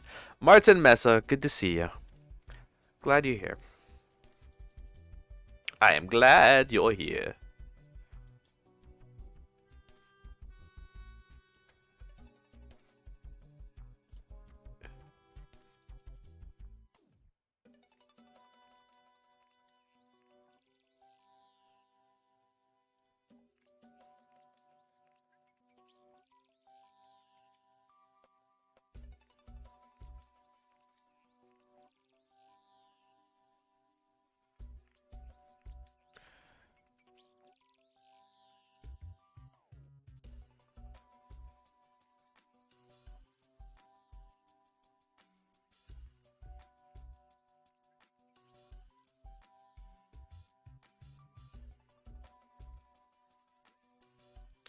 I think this is turning out pretty decent.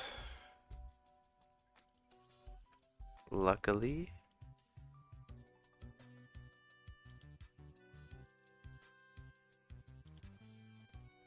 Phew! Almost blew it on stream, guys, huh? Almost. Soapy grenade. Think this is a jewelry day today? Think this is oh, think this is a jeweler's day today. Maybe. I'm sure they have reasons and more sophistication on why they do certain things. While we're just making some game art, basically. But maybe, right?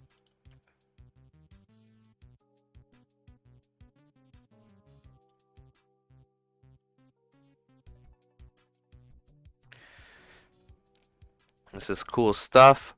What we can add in here, let me get out of this edit mode here. I'm gonna make a curved circle. I'm gonna add some thickness to it. And add it in at the bottom because that's what the bottom one has. There we go. So we're just tying it right down to the bottom of the circle. Maybe making it thinner. Bringing it up, shrinking it down. Trying to see it just barely get this stuff there. There it is. Cool. And now that I have my circle, I can go back to this guy and make sure that everything's kind of like touching and stuff. So this can go a little further down. The fanciest Pokeball. Fancy Pokeballs. That'd be an easy build. Fancy Pokeball. There we go. I think we got some interesting details on here.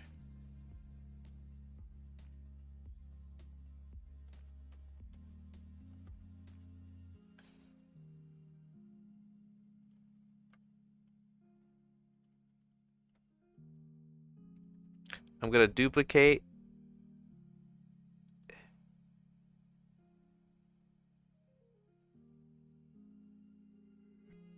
the center there. I'm gonna shrink it. I'm gonna extrude it. Scale it up. Make sure that it's shade smooth. This is selected here. It's making the Oculus symbol for some reason.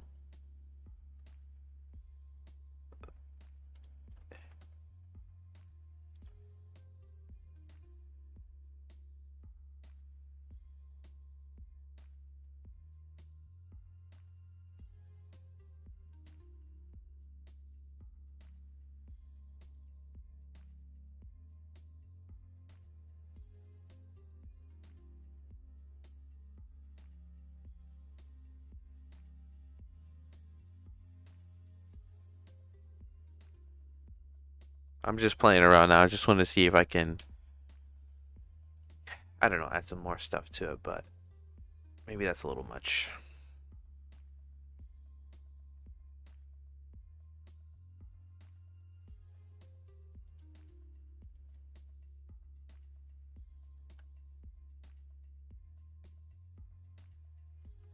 I'm gonna add in what I'm gonna do is I'm going to call this ring ornament base. There we go. Ring ornament base. I'm gonna call this ring ornament circle. Maybe, yeah, ring ornament circle. Okay. And then for the ring ornament, I'm gonna duplicate this.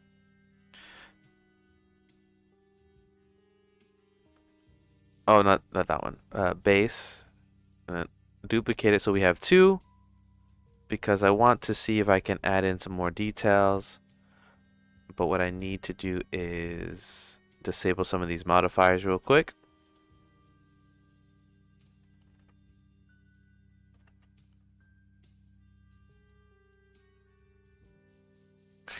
Make a plane in here.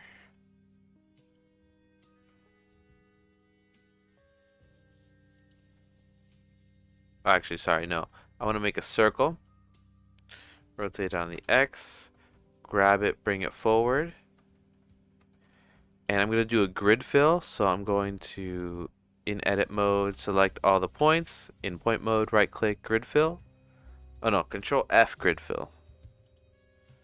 There it is. We'll bring this down. We'll bring our modifiers. Except mirror. No, we need mirror. What are my system specs? I have a 2090 Ti. I have 32 gigs of RAM. I have an i9. That's pretty much it.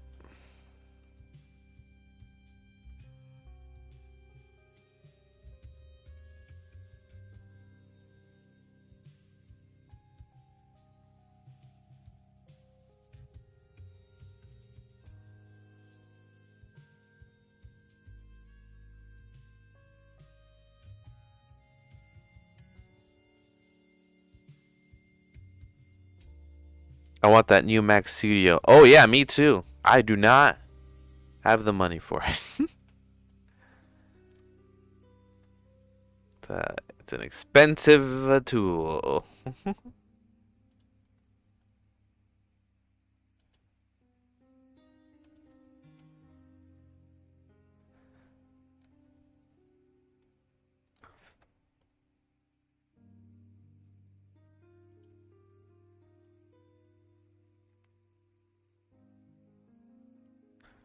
Are you gonna get one? Please tell me what it's like.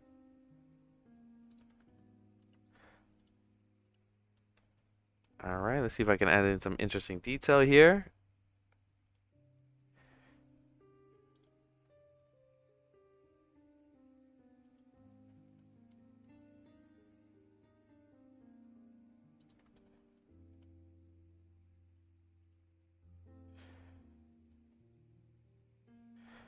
I'm in the same boat. Wish I could afford it. Yeah, it's like very it's very pricey. I mean, it is a very strong machine though. So not like it's not worth it here. But it is pricey.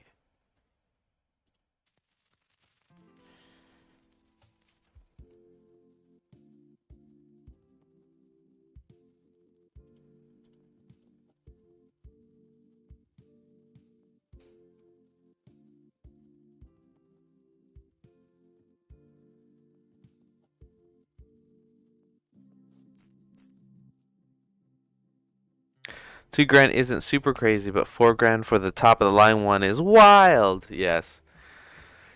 It's like you want cutting edge technology, you're gonna have to pay for it.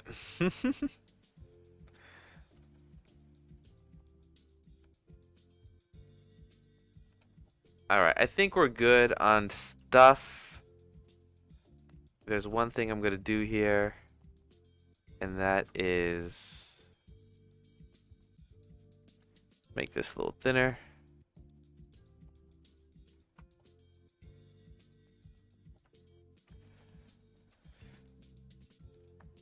Alright. Good stuff. Alright, so it looks like this diamond is more like has 4 sides. So let's see before I model anything here.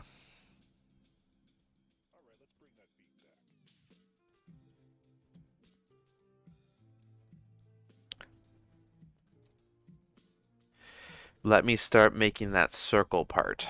Let's see. I'm just gonna get a cube. Oh, I gotta get out of edit mode.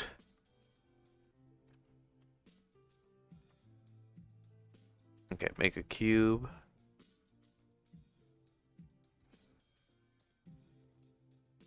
Rotate it 45 degrees on the z-axis, and then rotate it 45 degrees on the x-axis. Think we're good here, and then we will bring it up. We'll figure out where this thing lies here. There we go. Alright, what I'm doing is I am figuring out this cut I'm gonna do. So the cut I'm gonna do is going to go right across. Excuse me, I'm losing my voice. I'm gonna use a knife tool,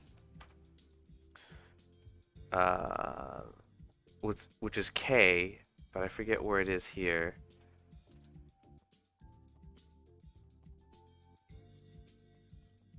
I'm gonna cut across. That should cut. Oh no. Let me go into my knife tool here. Oopsies. Okay, edit mode. Where's the knife tool here? Hold on. Oh, here it is. Knife. Alright, so what I want, actually, I might use bisect. Bisect might be what I want. Alright, so I'm going to do bisect. I like bisect. And I'm going to hold control. And I'm going to cut it across.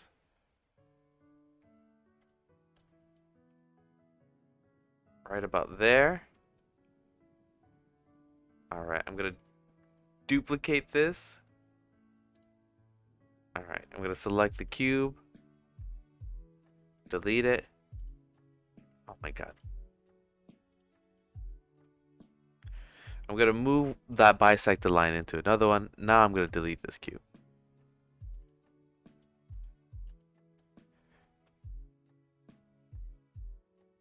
Alright, this does not do what I thought it was gonna do.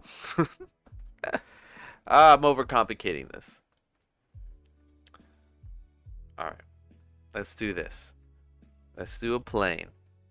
Let's bring it up. Let's go into edit mode. Let's X. Hit X. Only the face. Right click in object mode. Convert to curve. Thicken it up. Right click. Save. Save. Right click in object mode smooth. Alright. Go to the front view. Shrink it down.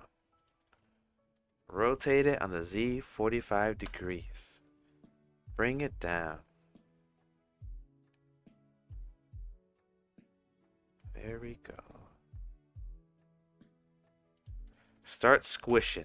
So, nah, maybe not squish.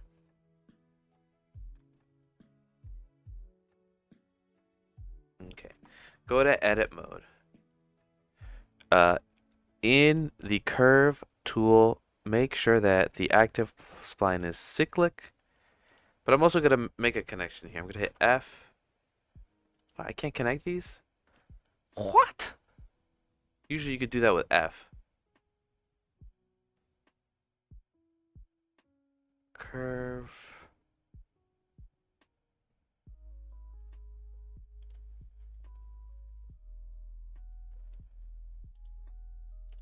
Can I hit F here? Okay.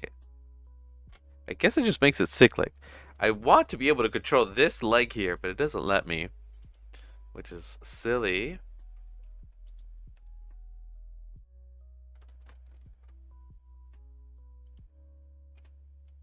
Alright, I'm going to select all of them. I'm going to hit V, and I'm going to hit free. Nope. Align.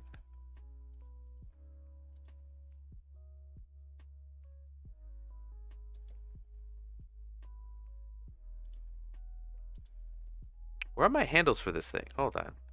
Set handles.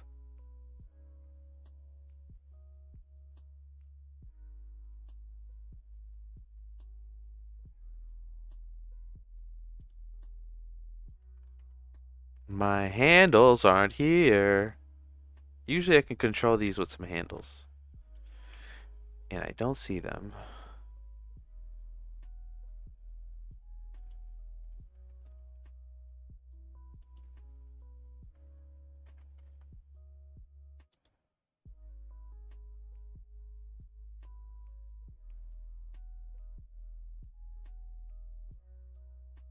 Set handle type, toggle free align.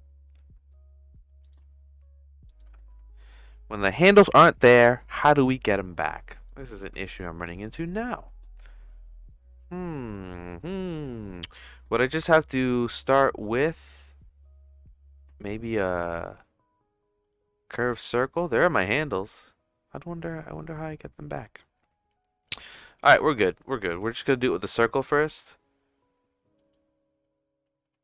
And I'm gonna go from above. I'm gonna grab only the handles, bring it down on the Y, negative.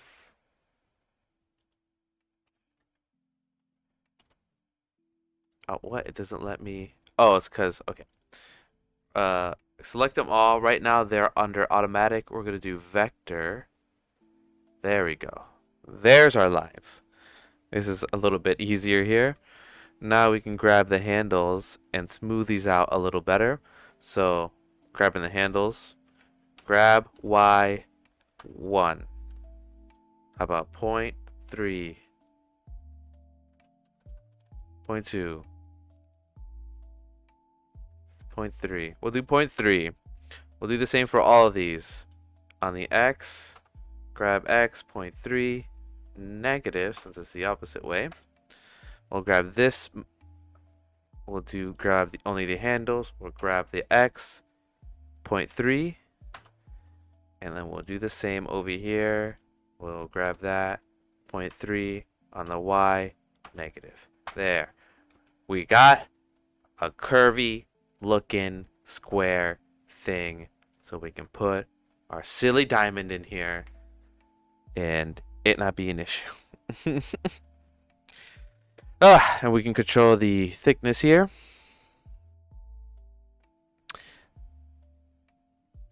There we go. If we look at the top, we can shrink it just a little bit. There we go. We can take away this sphere now and see that we're getting somewhere. Take away the floor. It's ornate. It's happening. We're good. It's looking pretty. Circles are in. It looks like this is thicker, so let's make this thicker and then the top one thinner. Just looking at the reference right now.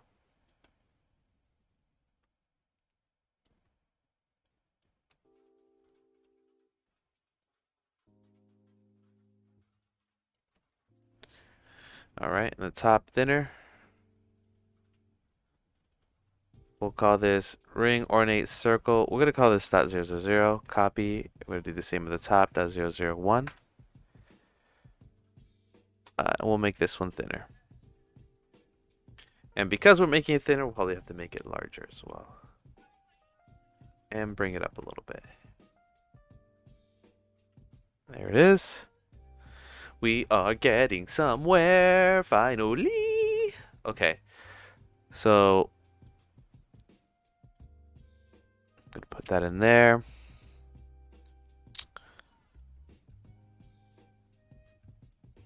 Bring out the circle. I'm going to save it before my Blender crashes.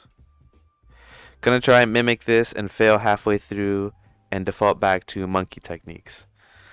Oh, but you're here on the Grease Monkey channel. I'm trying to teach you new, greasier, monkier techniques here. Just know that it takes one step at a time. Sometimes I make the problem solving look a little quick, a little easy, but all these techniques I've learned years ago. And I'm just applying them live with you. Alright. Alright, so there's a couple things I'm going to do here. I'm going to bring all this into its own collection called Ornament Main. Oh, it didn't happen. Okay, hold on. Ornament Main. Okay. And I'm going to duplicate this collection just so I have the NURBS version, because this is all like modifiers and stuff, because I'm going to apply this. Because I'm going to start shifting it and modeling it to fit this ring. And I think the hardest part is done, guys. Like this ornament, that ornament part is like annoying. And we did our own thing. We didn't follow the ring, even though I would have liked to, but I don't know. We'll get over it. I gotta do it for the stream. Gotta do it quickly. All right, so we have a backup of our ornament here, and then what we're gonna do is ornaments. What we're gonna do is we're gonna bring back our ring loop here. We're going to, you see that this one has a modifier. We're going to apply the modifiers. If I remember correctly, an easy way to do this would be to right click, convert to mesh, and then that should apply all the modifiers in the correct way. So now if we go in here, we got this mesh, which is what we want. Let's do that with this part of it as well. Ring ornament. Right click, convert to mesh. This one the same way. Right click, convert to mesh. And this one, convert to mesh at the top here. Convert to mesh. Now they're all meshes. And now we're going to select all three and do Control J, which will join them together. Now they're all the same color because they're one object, and you can see they're all here together. We want them a mesh because we're going to be messing around with them. Alright, so here we go. We got it. We got the mesh. We can now. I would like the origin to be at the bottom here. So I'm gonna select this bottom ring. Hit Control S, cursor to selected. That'll bring it in the center. Right click, set origin to 3D cursor. Now when it rotates from the bottom instead of anywhere else. So let's go to the top. Let's shrink it. Looks a little big. I'm gonna change my view camera here. Instead of being 50 millimeters, I'm gonna do 100, just so things look a little bit more squared off. There we go. And now we'll just eyeball this. We're gonna look at the ring. We're gonna look at this. We'll shrink it.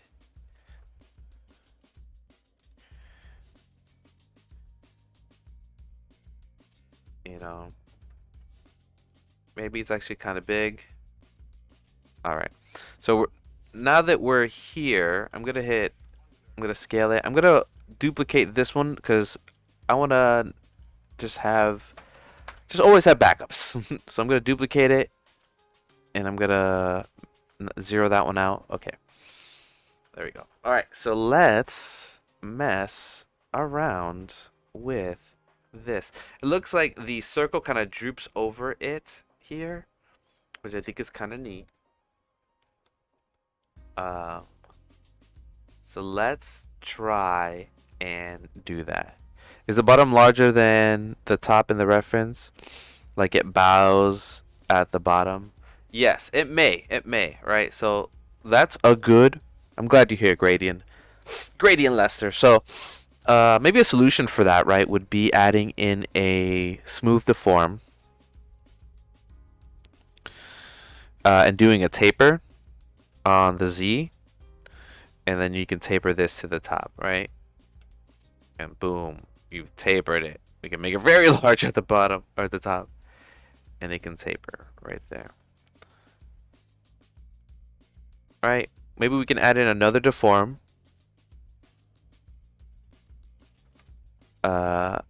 And we'll bend it, and we'll bend it on the Z and see what this looks like real quick. Maybe the Y.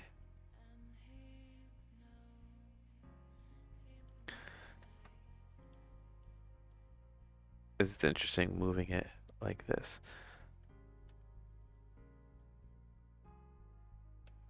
Okay, what I wanted to do is or scale the bottom part using proportional editing. Yes, so you can definitely scale the bottom part using proportional editing. I was just showing you the simple deform. This is what I was originally gonna do before you recommended that. So, I'm actually gonna keep.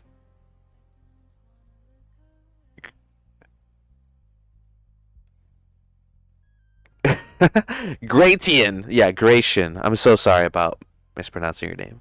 So Gratian. Gratian. All right. All right, Gratian. So what we're gonna do is we're gonna do it a little bit, very slight, just so we can see it there. We're gonna apply this, and we have a backup. So if we need to start over, what I was originally gonna do is I was gonna do proportional editing here. Click sphere. Go to edit mode. Make sure that my proportional editing has two things on it. It's on. Yes. Good. Nice example, Sobi. So sphere connected only, because what I'm going to do is I'm going to select the front faces, which will be here and here, and then select the back faces, which will be here and here. So now I have both of these selected. Now I'm going to hit grab. Maybe not connected only. It should be all of them. We'll lower this.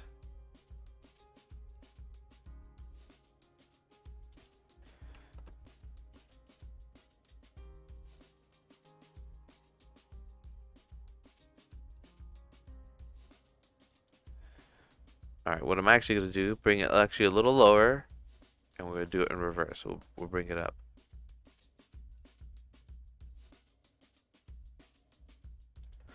All right, so the issue is that the sides aren't coming up with it. So let me also select the middle sides here. This one and this one and this one. And this one and this one. There we go.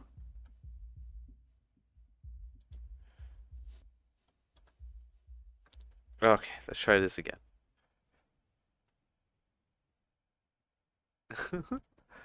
All right. Maybe I should just select the whole loop. How about that? We'll hold Alt, select the whole loop. There we go.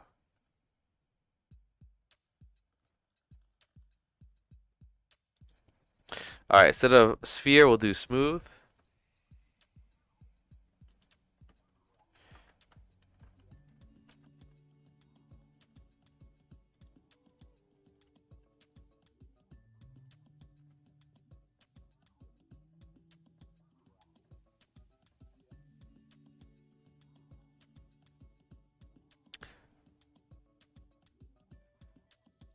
All right.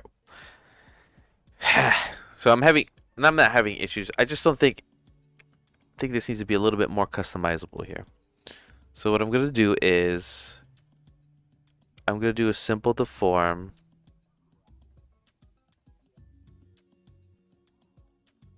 Here. I'm going to get a hold Shift S, cursor to selected. That selects the object. I'm gonna make a empty because I'm gonna do a bend that goes from the empty, and then we can figure out this bend the way I want it to bend.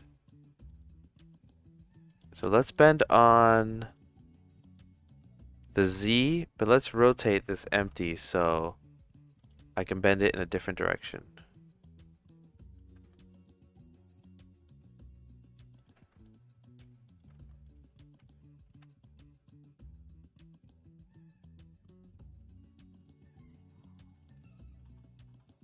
There it is. This is what I was looking for. This type of bend. Because it looks like it straddles the ring.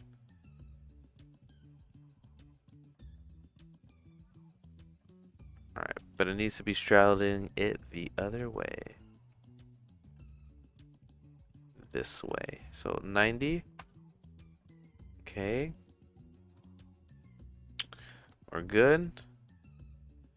And then what I want is...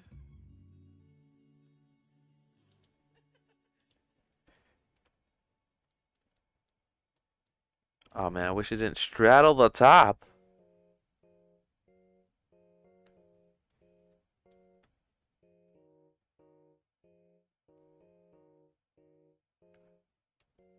This ring actually looks a little uncomfortable if you look at it.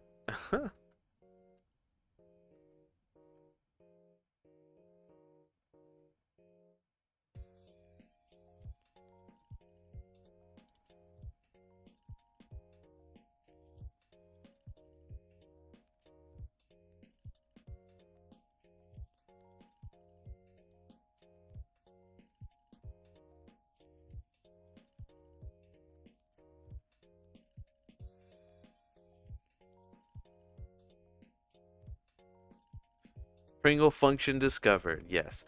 So we're going to do this with a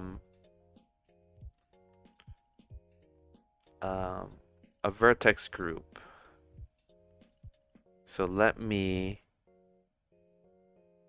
disable this. We're back to our original shape here.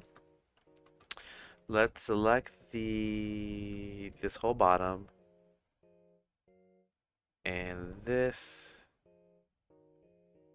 Actually, let's select it all. I'm going to go into this. Is going to be a little bit of advanced stuff here. I think not many people. Maybe I'm overly doing this, but I'm going to select the group. I'm going to call this verts. Hit assign. I know there's a sign there. And then I'm going to go into weight painting. It's all being affected the same. I'm going to go into the tools.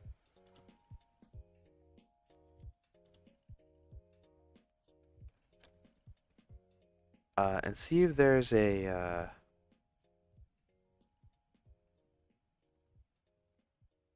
gradient tool here. Here we go. Linear. Good.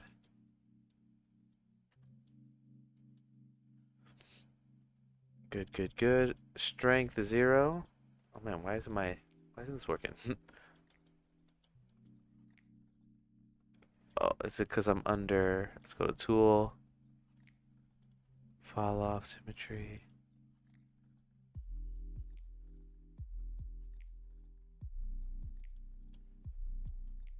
There it is.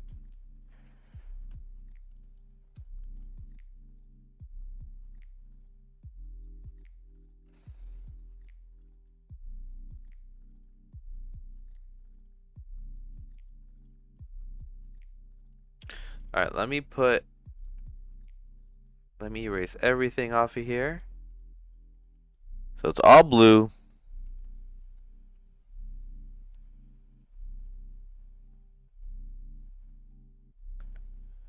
Could be a green cat's eye. Yes. All right, let's put a gradient. Let's reverse it.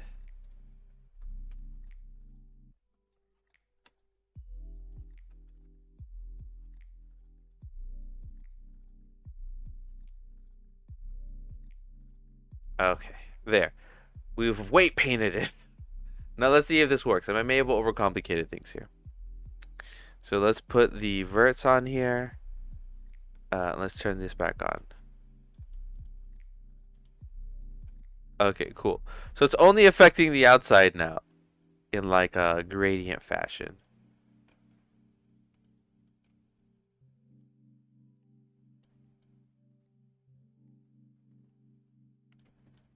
Because it's taking in consideration the weight painting, which is pretty cool.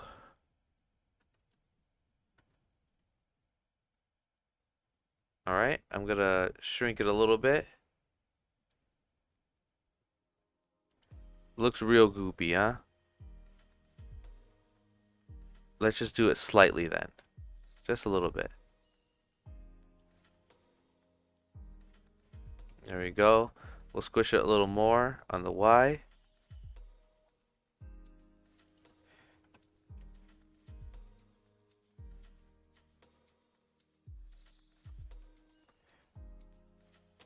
And it looks a little short, so let's shrink it down.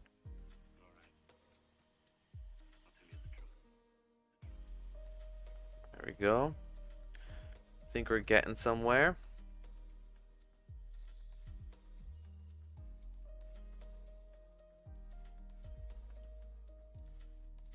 We did another simple deform.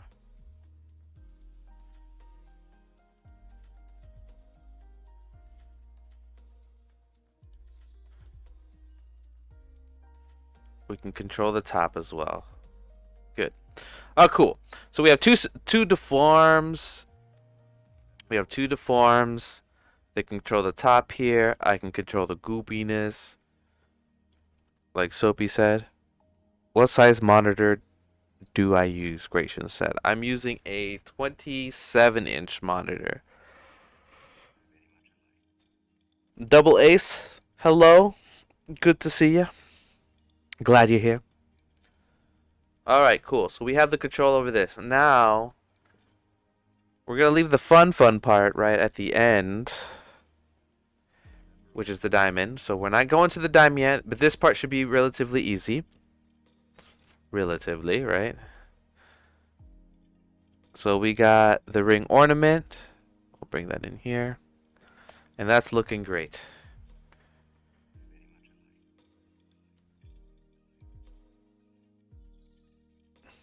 It's ornate. It's happening. No. One last thing, Soapy. One last thing. These little saddles, and then we're good to go. Little saddles, good to go. These saddles are easy though. Saddles are super easy. One of the easiest things besides the ring. We'll just do this. We will create a plane. We will go into edit mode. We will bring it across the Y. We will add a mirror modifier. I'm going to shrink this so I see what size is going. There we go. We're going to add in a I'm drawing a blank here. Hold on.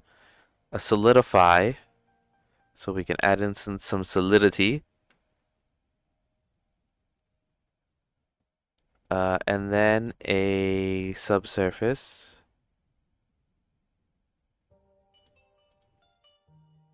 Or should the subsurface go first? No, we'll do the reverse. Solidify, then subsurface. Okay. Now we can start adding these saddles.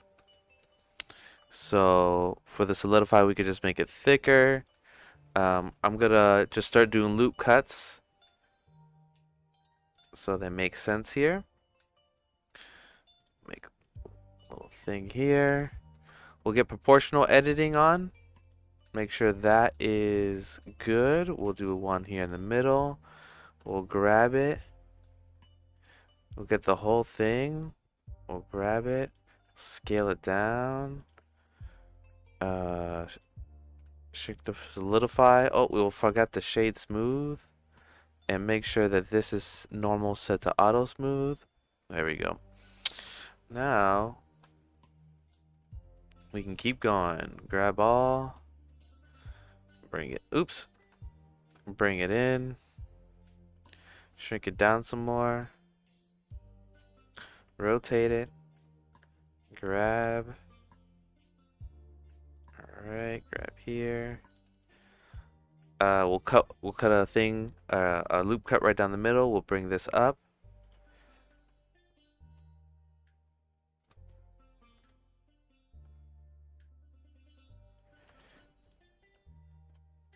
We'll make these two lines here. We'll hit E for extrude.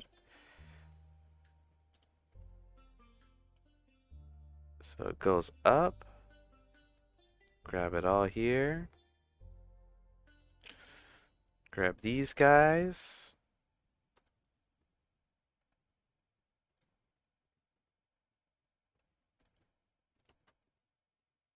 Look at it from the top. Make sure it's makes sense from the top as well.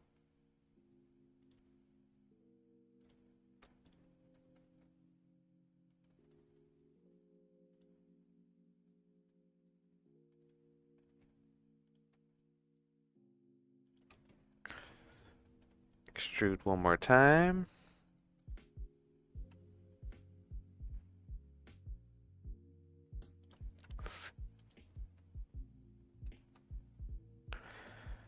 Then you gotta bevel this Pal Jones to what's a Pal Jones? I don't know what a Pal Jones is.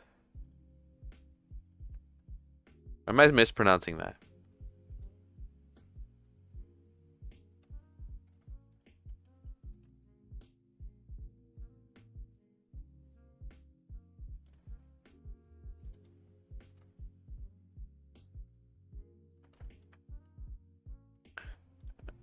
Let's bring this to the edge here.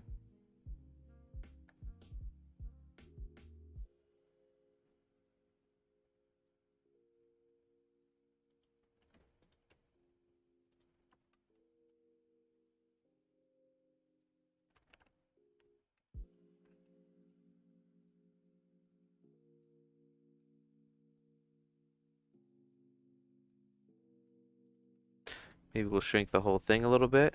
Maybe it's a little too big.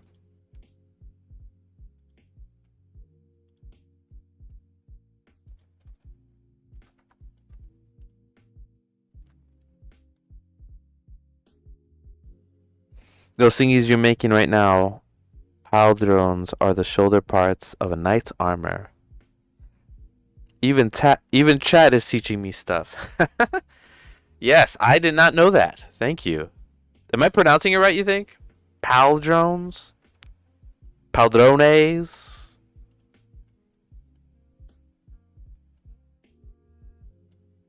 I don't know. I don't know if I am. Please tell me.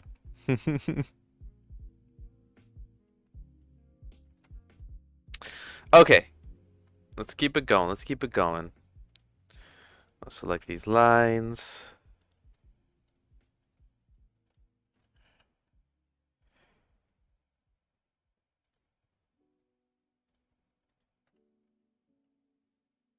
All right, I'm going to take off proportional editing just so I can really rotate these the right way here.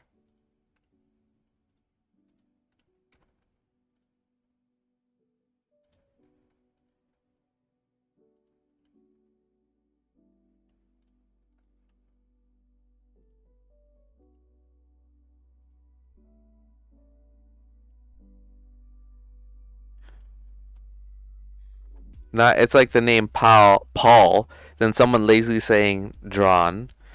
In the same way you mute the tain in mountain. Okay, so Pauljun. Pauljun. A Pauljun. I think I got it.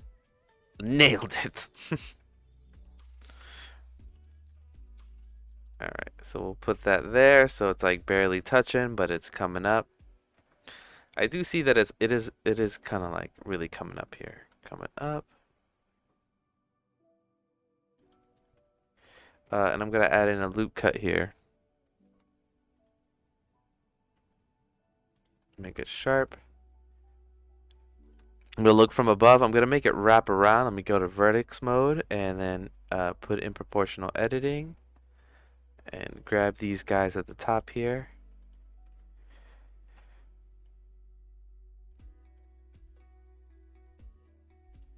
So I can really hone in here.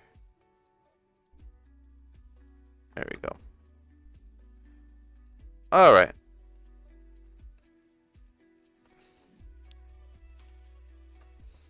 I think we're almost done here.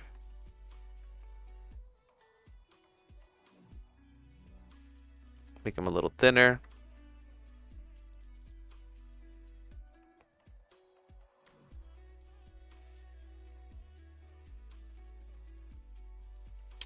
Okay, we're good. We're good. We're good. We're good. I'm gonna go into the shade smooth, and I'm gonna figure out a number that looks best on these. If I obviously put the 0, everything's faceted.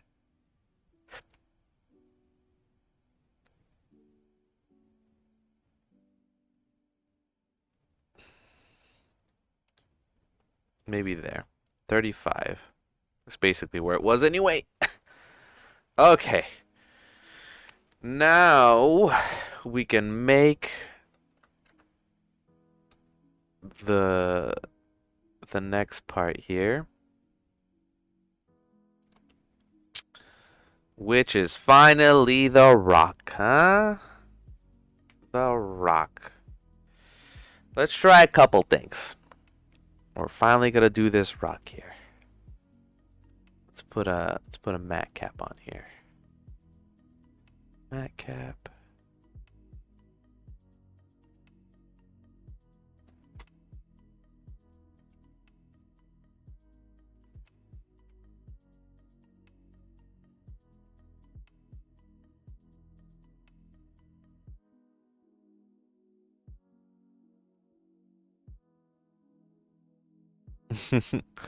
Blue diamonds.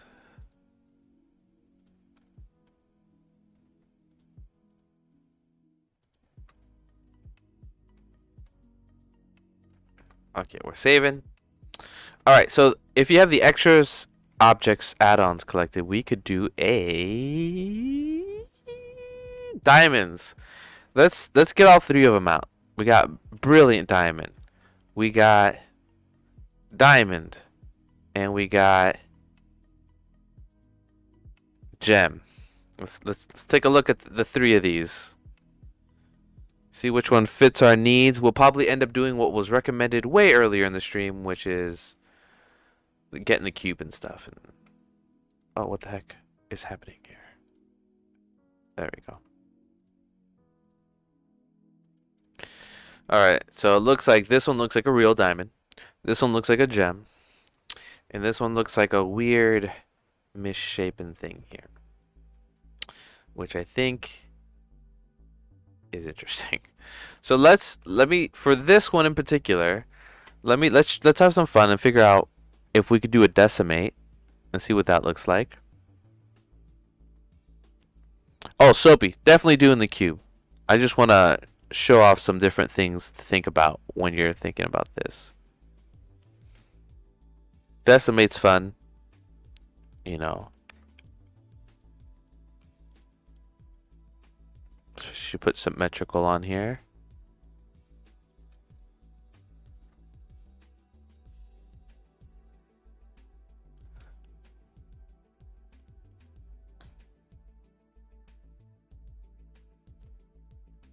You know, we can do some of that. Let's see what decimate looks like on this one.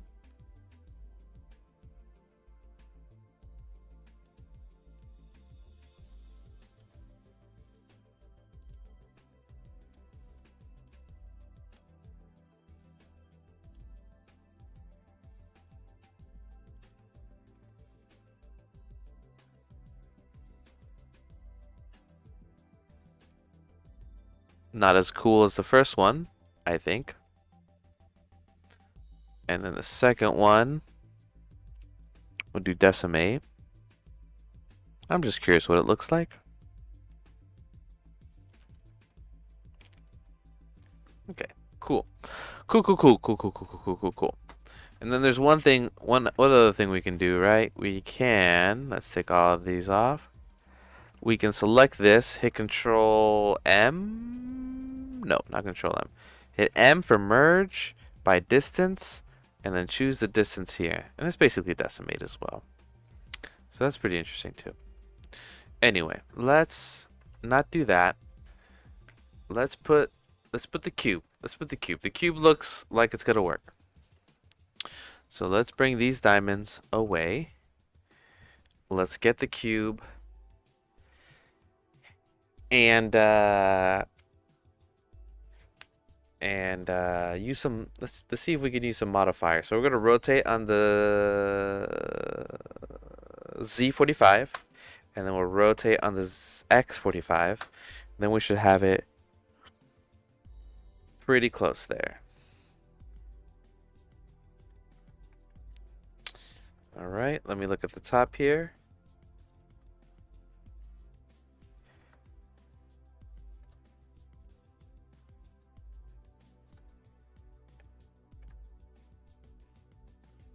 Alright, let's try this a different way. Is it rotate X 90? No, it has to be 45. Okay, so I'm rotating the X on the 45 and then the Y 45. So not the Z at all. There it is. I think that's the way we can get this in here.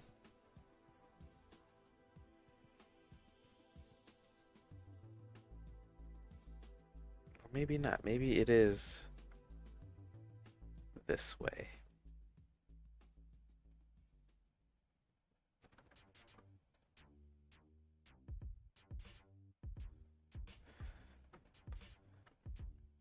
All right, I think I'm doing something. I'm trying to get the point to the top. And I think it's because it's a cube. So is it supposed to be this? Let's see. So we cut it in half. We'll bring it up to the top here. We'll select it all. We'll bring the bottom. Extrude it. No, do something like that.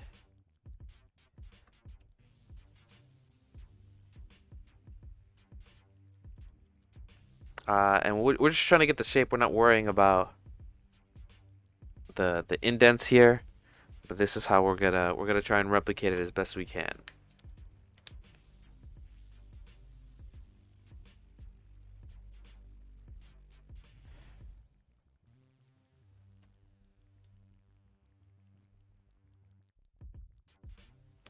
Alright, so if I right click, subdivide it a couple times,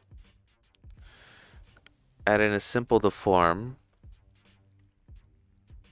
and put stretch,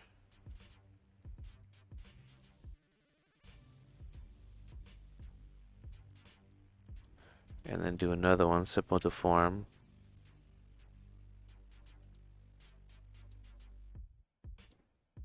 stretch.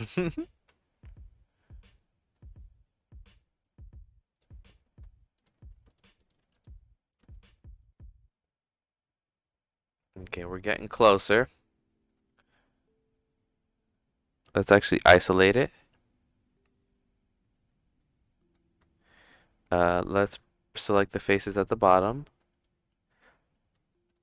Hit Shift G, hit normals. There we go. And do proportional editing.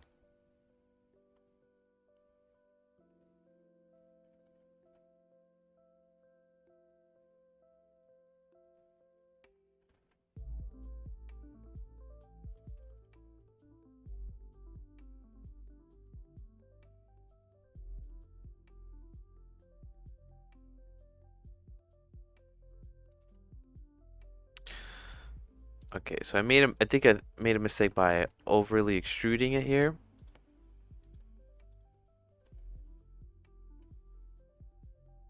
Well, not extruding it, overly adding these lines. So can I dissolve just the edges? No.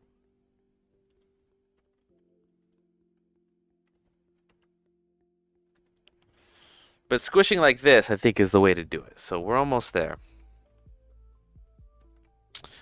So we're going to keep those modifiers there. We're going to put them at 0.3 each. Just so we have something there.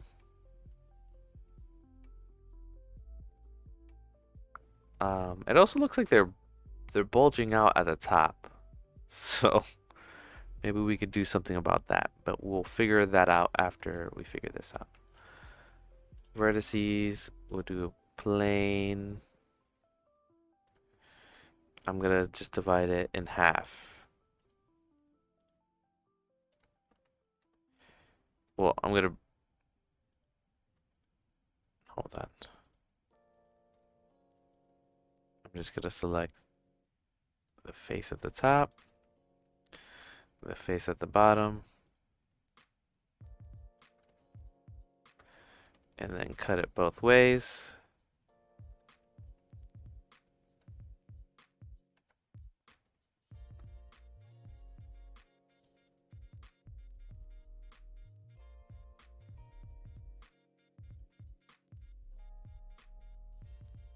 Alright, hold on. The way it looked before looked good. Let me just fix it here.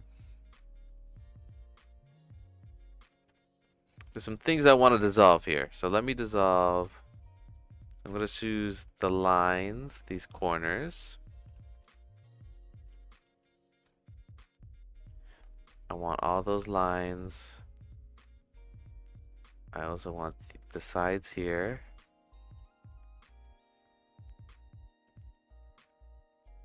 And I want the sides here.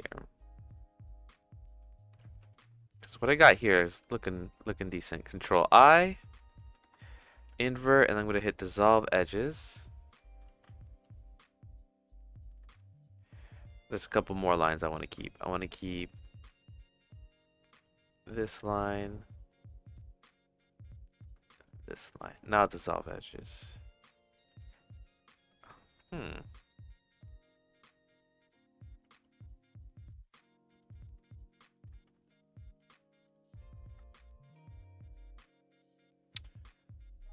Alright, maybe, like I said, I think I'm overcomplicating this.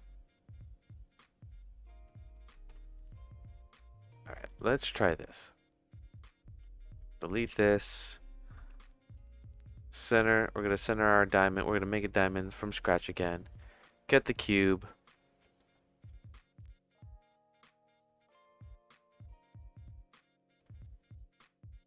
We're going to cut it in half. Cut a half long ways. I should just subdivide it. That would have been easier there. Select faces. Extrude. Shrink. Nope. No proportional editing. Shrink. Select these. Shrink.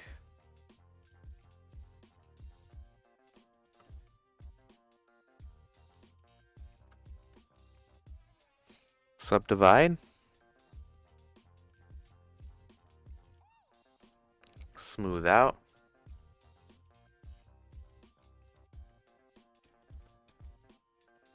Scale these sides.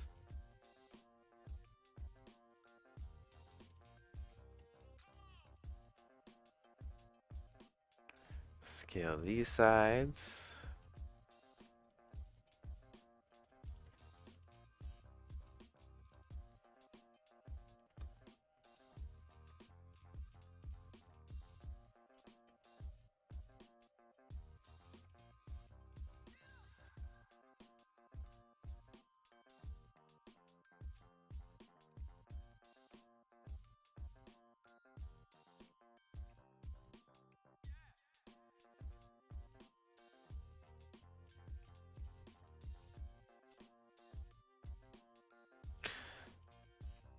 Stairs in where is this lad going with this? Give me a second, we're almost there. I think if you have the cube with a single loop cut horizontally, then scale the top and bottom faces, or maybe have two loop cuts close together in the middle of the original cube. Alright, we'll try that right after we get here.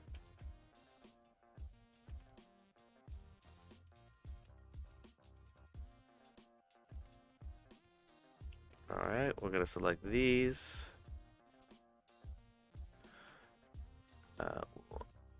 Crease them. We will also crease these.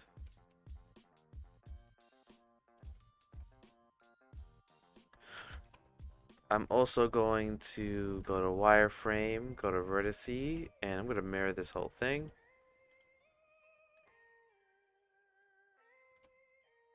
Just so this is easier, and I only have to mess with one side.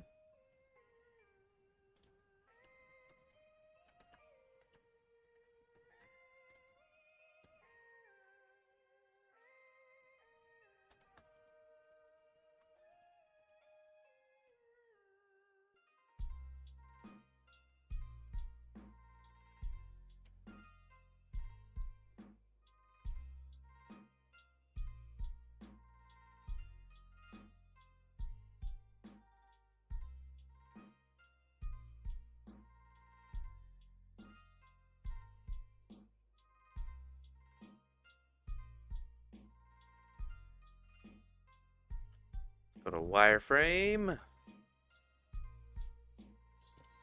sure clipping is on here.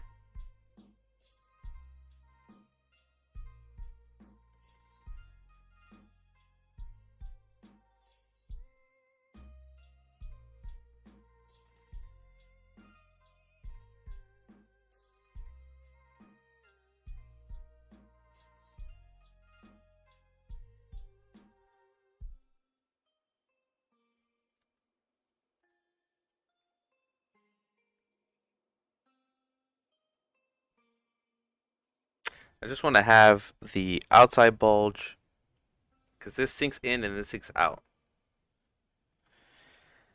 So that's the thing. Alright, so we'll try again. We will delete this. And we'll say what you we'll do what you're saying. We'll do what you're saying. So let's make a cube. We're gonna isolate this. Creation says, I think if you had a cube with a single loop cut horizontally, alright, so single loop cut horizontally. There it is. Then scale the top and bottom faces. Alright, we will do that. We'll scale them down. Or maybe have two loop cuts and close together the middle with the original cube. Okay. So there it is. We have the scale down. This one goes out a little bit higher. So you may be onto something here. This one goes lower.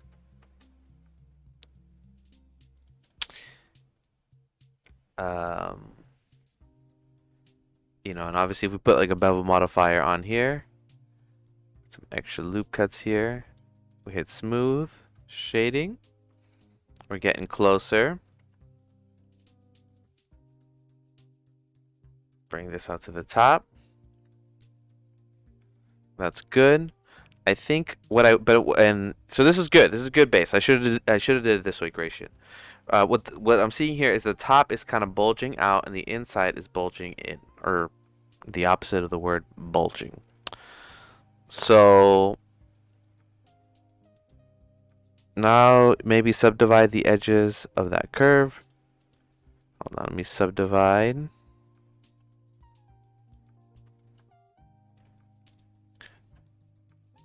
There we go. You got it. You got it, boy. Or girl, or whatever. You got it. The subdivide, there we got that bulging in, or bulging up to the top, which is good.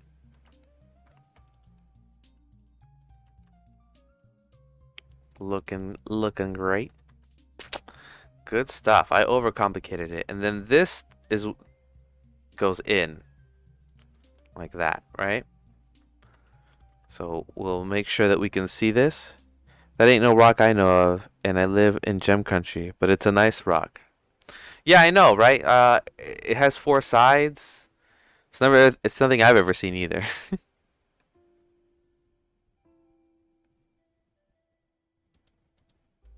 Alright, so let me move this to the top here. And it looks like it curves inwards too, you know? So let me just try something here.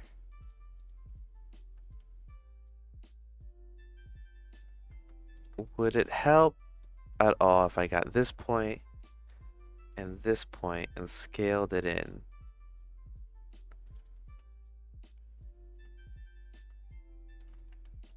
Maybe you should.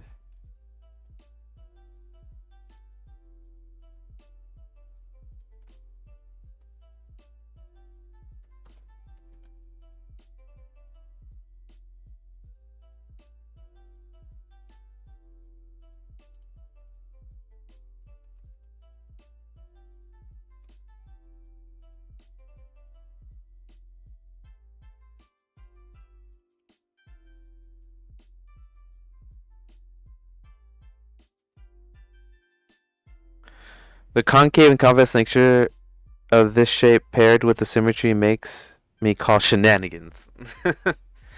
I agree. It's no cut I've ever seen. We may just do the aesthetically pleasing thing and just keep it like this.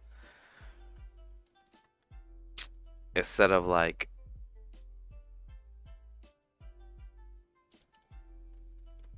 Oh, maybe we'll just do this. We'll grab all the middle pieces. I think I did it. And then hit G twice, right? And then, nope, we'll have to do it individual. So G twice, and I'm gonna put a number 0.7, 0.75. Let's just do 0.75. Grab GG 0.75. There we go. Grab 0.75. There we go. We'll grab 0.75. Okay, I think we're getting it. Okay, so that's looking even closer.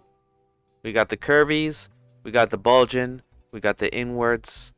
So that's looking good. Now, what I want to do...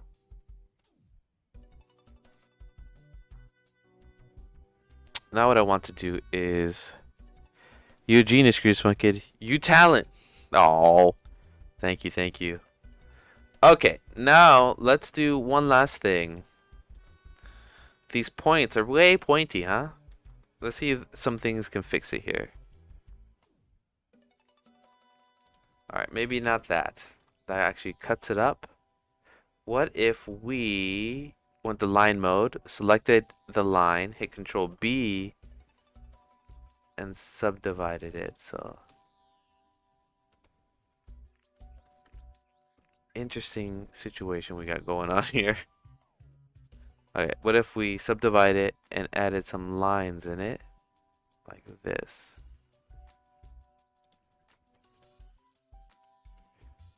That could work. Let's see if we do it on all of them. What I'm going to do is I'm going to move this into, oh shoot.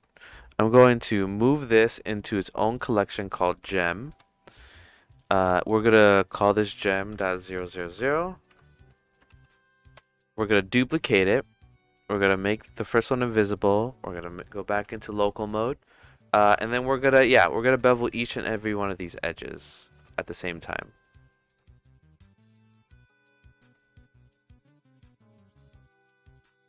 I love Blender so much, I just don't have a good enough computer to make stuff I actually want to make. Oh, understandable. What is the type of stuff you want to make?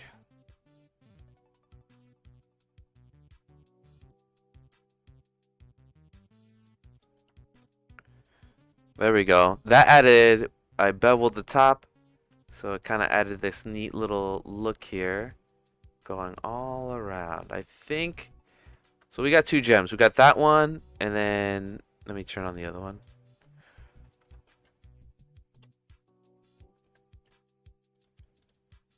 Alright, we got one that has the outlines that are much more defined. Pixel art, sprite sheets in Blender. Oh, yes. And then we got this one that's just normal. Okay. We have created the rock. And we're just hitting 3 hours. We're almost done. I'm glad.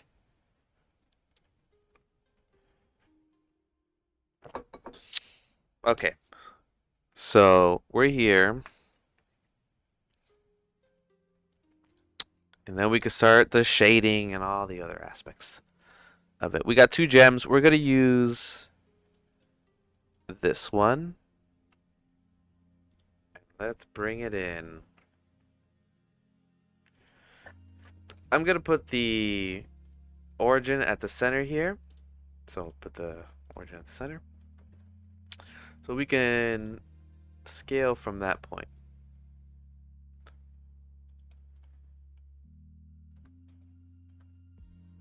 Alright, let's rotate it.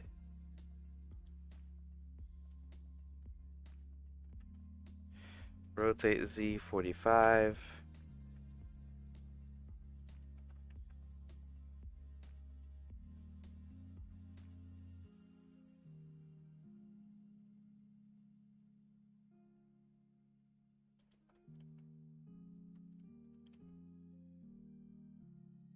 So this is good. It just needs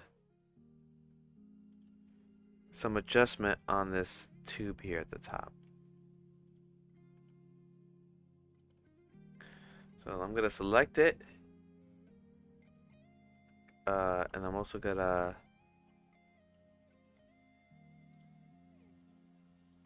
select it. I'm gonna isolate it.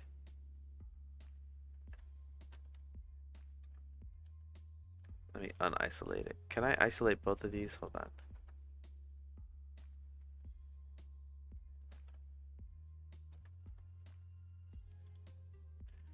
Okay. Let me see this deformed if that's what's the issue here.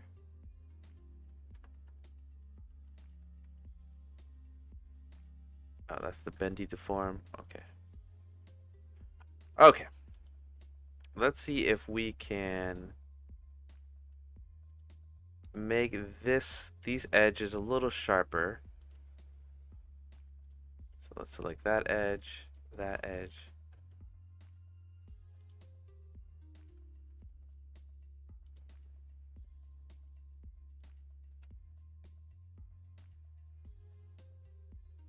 We're gonna put this on a sharp proportional editing.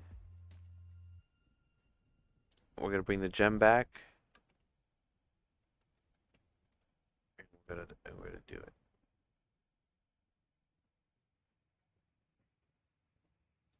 Here it is. There we go. We're also gonna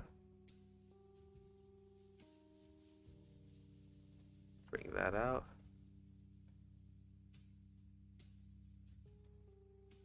There it is. It looks like it's curving. And I think we gone done it. This one, the only difference is here is that this feels a little smaller, but since the stream, we're just doing it now, and I'm getting tired, we may just call it. Let me do it for a second here. Maybe I just have to bring it down a little bit, and that's it. Yeah, maybe that's it. Maybe that's it. We'll just bring this down.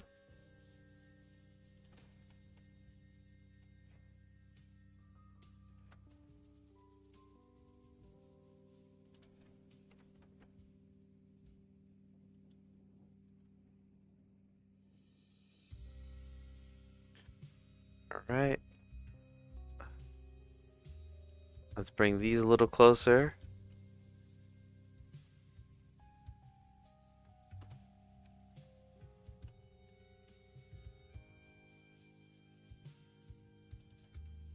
Take off proportional editing. Oh no, maybe put proportional editing with a smooth.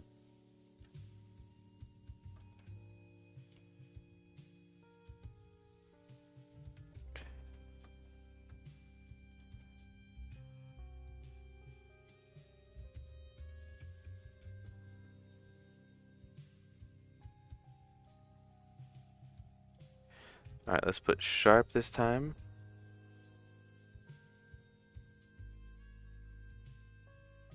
Let's do one thing. Let's do connected only.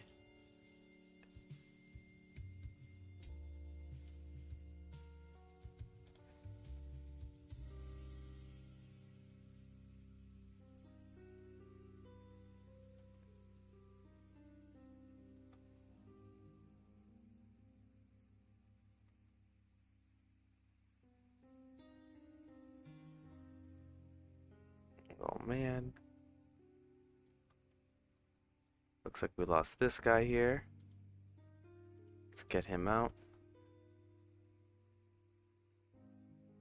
Doesn't have to be perfect, because I don't care anymore. Alright. Let's get this here. Make it smaller. Same thing here.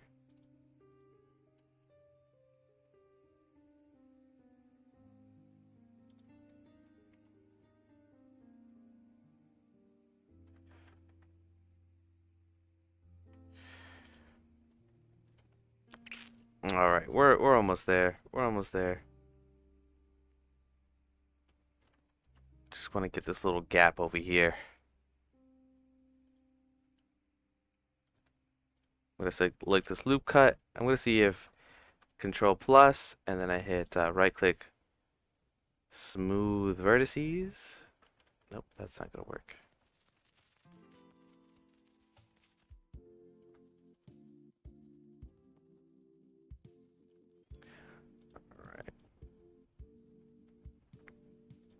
Round sphere, right?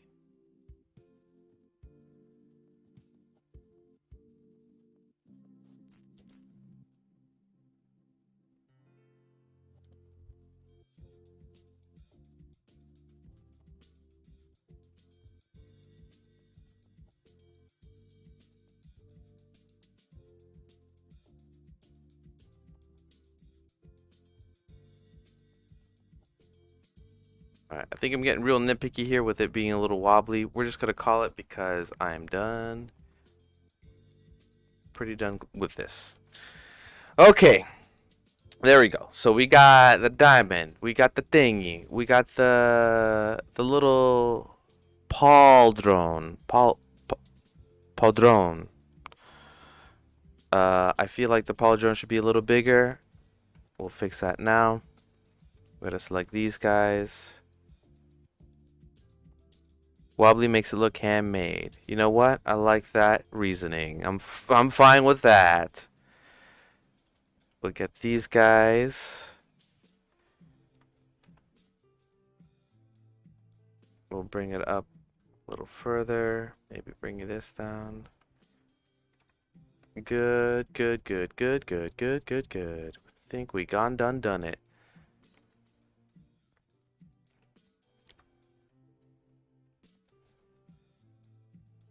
Definitely some weird wobbling stuff there, but that's fine. It's fine. Now we can get to the part of shading this thing. So let's shade this thing and then call it a day.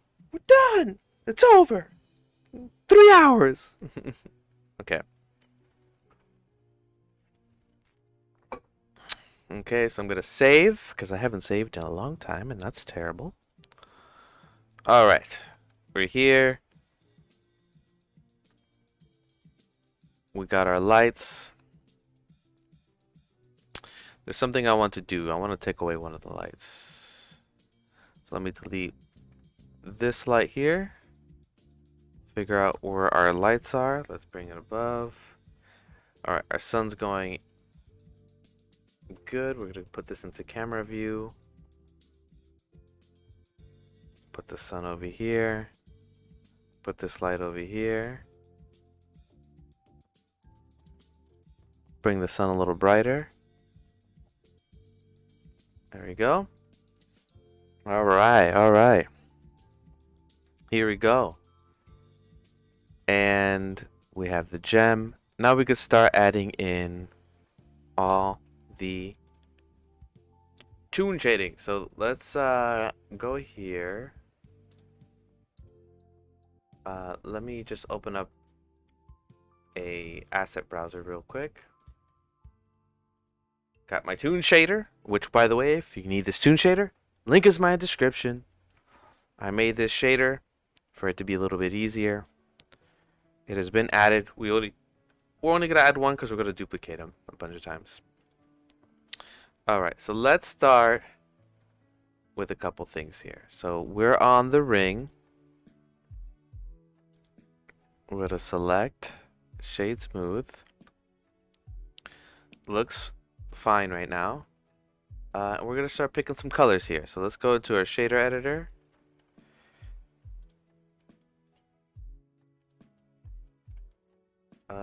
And let's pick some base colors here on what we want. Let's see.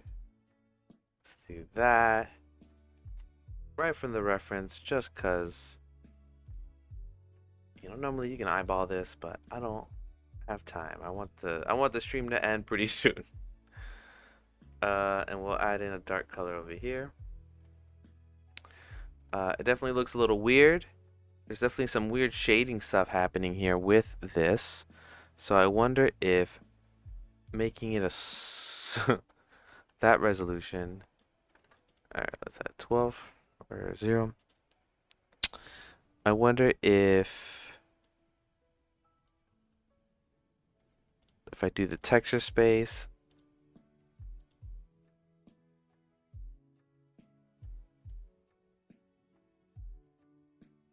Alright, it's definitely part of this shader. We'll make sure we have like 24. Looks kind of cool. Let's see if we can give it just a slight blur between both. Let's move the highlight away. We can control the highlight with this one right here. Let's bring this even lower. Just bring it out a little bit. We'll put metallic on, see if that helps us. Let's wait for it to load. Still loading. Or it's not. Alright, let's bring this highlight. Oh, it wasn't loading. This is just what it looks like. Alright. We'll try metallic for right now. I'm not sure. I enjoy it.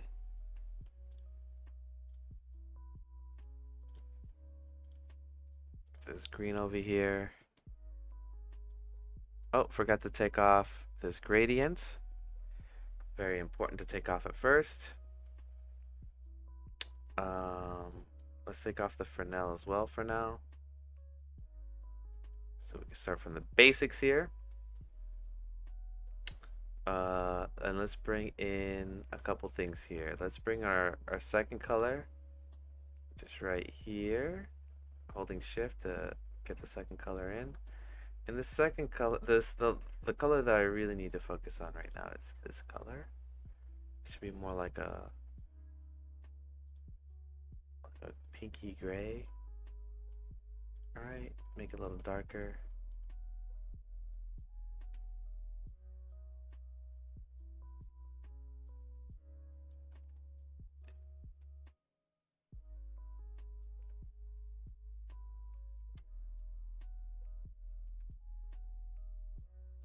.999, and this color can be something else. Let me copy the base color here, this dark one, and just make it a little lighter. Alright, there we go. Now if we take off the details, they look chonky, right? And that's just because it's the nature of this ring here. So just adding in a little bit of separation kind of helps it for me. Okay. This may need a couple things. So there is a gradient we can do from top to bottom, which is right here, which could be cool. So let's add in some colors here.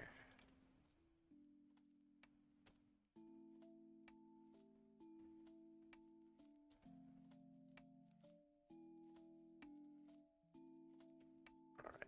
It's very subtle. Let's try one from the light source.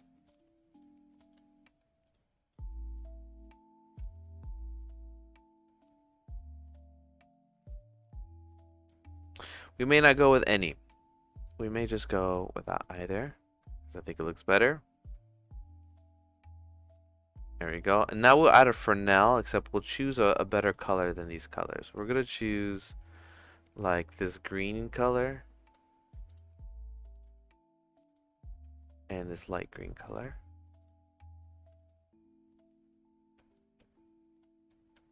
And we're going to saturate them just to see what they look like. Maybe we'll rotate them.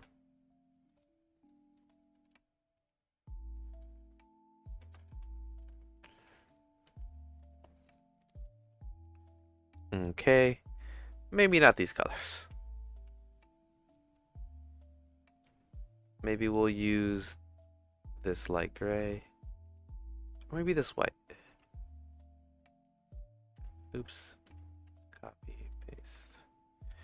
There are even a lot of pearlescent colors there.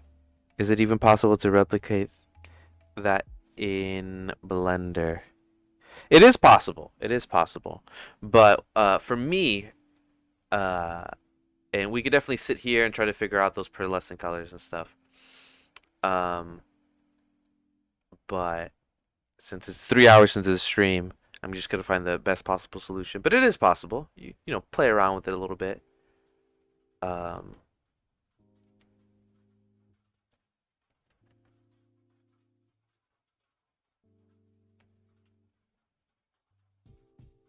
I do want to incorporate the same green tones in here, just because that's what the diamond's gonna be. Not green tone, but like really light green or something. You know, and I'm also gonna use some grease pencil to complement it as well.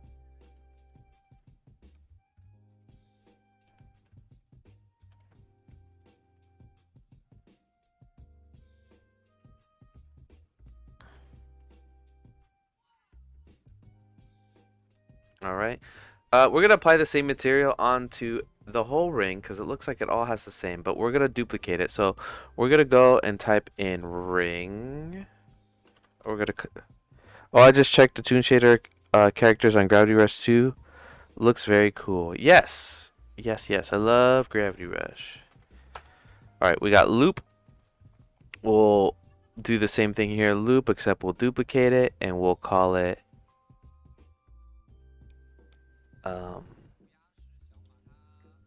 I forget what you called it, so I'm gonna just write Paul Drun, like phonetically how it's spelled. And we'll add in the same one here to the loop, from the loop. This is very cool. We're just gonna fix some stuff here. And then we're gonna add in the loop here, and we're gonna call this gem. But we might be doing something different with the gem to make it look even cooler. So right now, what this is down here, it looks all right. I just need to keep moving. It's very important that you keep on trucking. So let's figure out some fun colors for this gem. So let's take off the Fresnel for now, and let's figure out all these colors. So let's work with our white. Let's work with our light green. Let's work with our darker green, and let's work with the darkest green. Okay, just for now, what that looks like. There's too much highlight. I could fix that with adjusting the light, but for right now, I'm just going to fix it here. I'm gonna tone it down a bit here.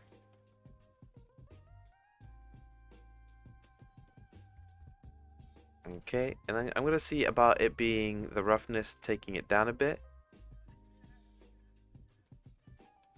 So it's a little bit more gleam on it. Taking out the Fresnel. Oh, the Fresnel's already off. Right there.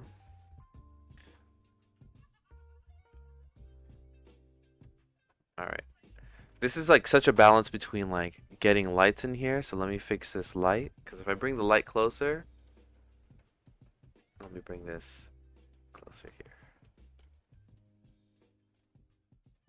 You see in the angle there. It looks there, and then we can make it even brighter.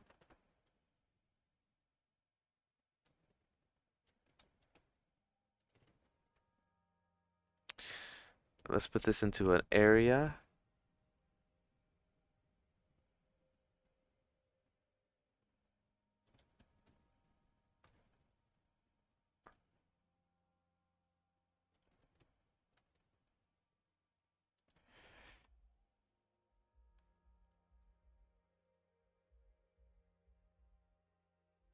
Alright, I like where the camera angle is here, so I'm going to move the camera over. There we go. Control the camera. Alright, and I'm going to light for this right here. Alright, for this angle, and we'll have to fix our background and our gradient, stuff like that. Okay. So that's cool. For all these, I'm going to take off the Fresnel part, because I think it was a bad decision in the beginning here. There you go. For this one in particular, the ornament. Oh,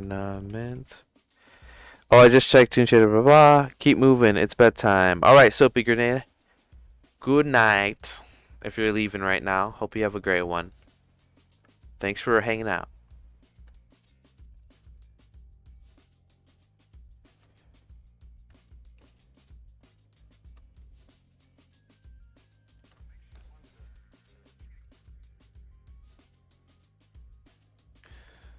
Alright, and let's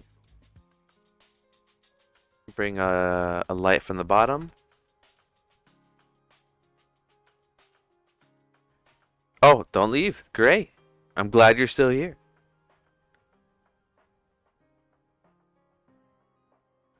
Plus that rock is pretty. Thank you.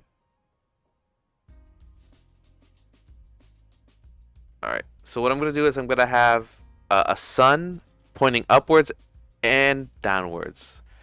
Doesn't make sense, but I want to lighten it up over here. So let's bring up the sun.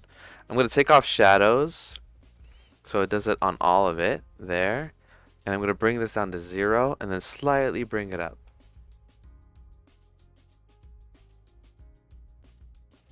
Right there. And then I'm also going to rotate it. Or not rotate it. Let me bring this up 180. No, this is okay. Let me zero this out. So Alt R. Rotate on the Y 180. and then light it up. Okay.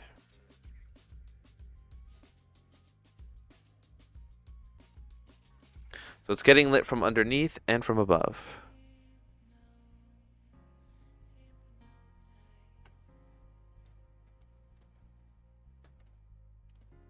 Great. There's a couple things I want to add to this that I think would be interesting. So we're going to go into the gem and we're going to do an add shader.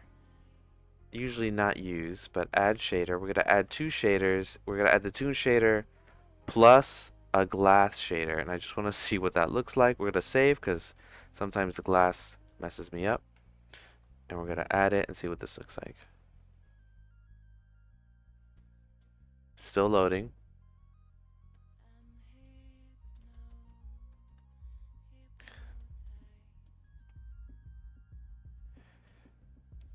It's interesting.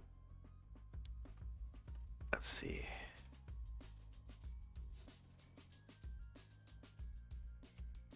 It kind of adds in a gradient at the top here, which I kind of like. And we could change it to the other colors. Soapy says, question, a light source, but for shadows sounds crazy. But does Blender have something like that? A light source, but for shadows. Yes, you could turn on all these lights, right? And you can make them all light it, and then just have one of these with the shadow checked. And then that will control the shadows and stuff. I think that's what you're asking. All right, so let's keep working on this diamond here. So that's good. The roughness, it adds kind of like this gradient to it. I kind of like it. We can add in some extra blues and, you know, really add in some extra colors on here.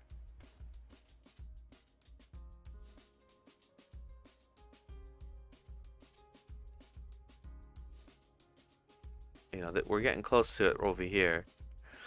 All right, let me try one other shader. Instead of glass, let's do refraction. Let's see what this does. I may do the same thing. We'll copy the same color.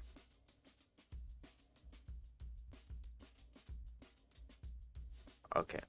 So another thing we'll try out for this diamond. I'm just trying to add some pizzazz to it. We'll hit mix shader and we'll mix the glass.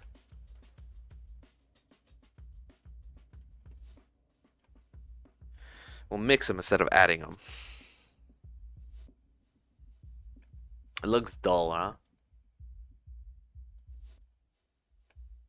Yeah, I think add is definitely the choice. So let's go to shader add. So it makes it super bright and vibrant.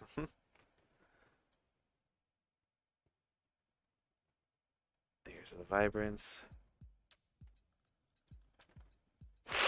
Okay, cool. So when we zoom around, when we zoom around this,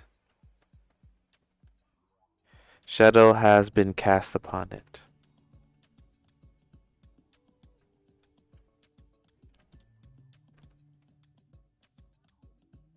Looks interesting. I think what I want to do is tone down the shadow parts. So let's see if we take off all shadows. Let's see if all shadows go off. No, I guess we'll just keep the ones that I wanted then. Okay. Oh, let's see if we tone down the color here. Instead of it being super dark, it's just a little lighter instead of just like a dark color. There we go. I think that looks better since it's not like super dark.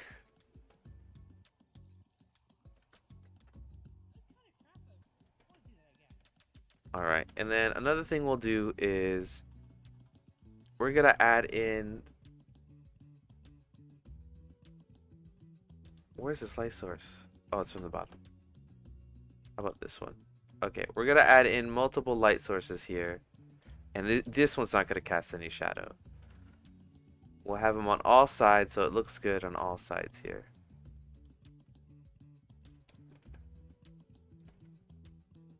There it is. But now they're all super bright. So let me do this. Let me duplicate them again, but Alt D instead. So I'm gonna keep this one here for this shine.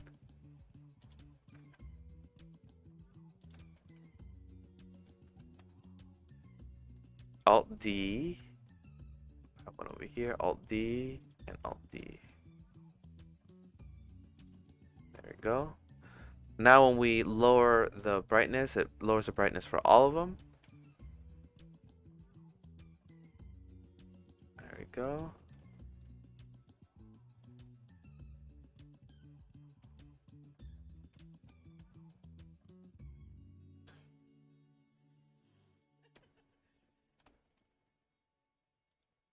Cool.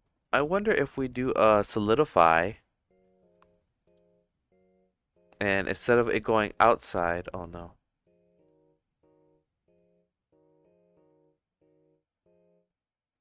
What if we in the materials make sure that we have opaque blend mode on our gem here so we can see through it. I think that's something I've been missing. Okay, so we can see through it. It's just weird as fuck. Show backface, backface culling.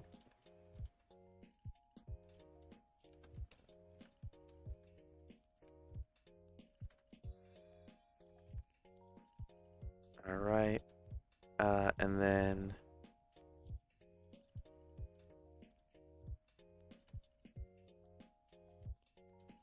all right, let's take off the solidify.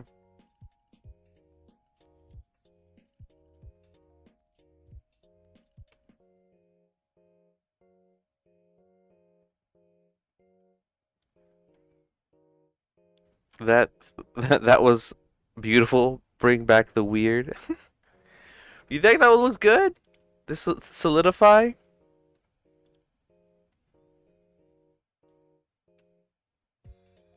This giant diamond thing here. It's definitely weird.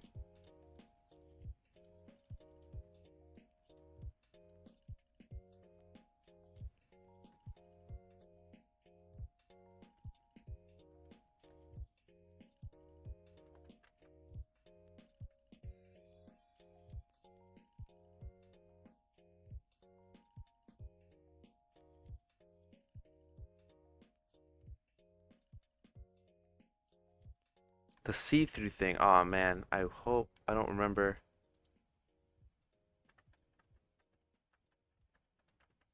Let's see.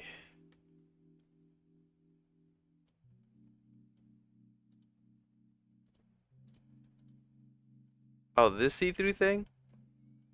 I mean, it doesn't look. It looks all right. It looks all right. Like there's some stuff happening on here.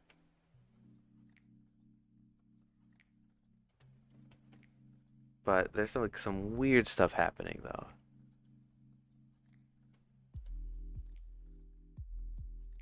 Uh-oh. My blender's freezing.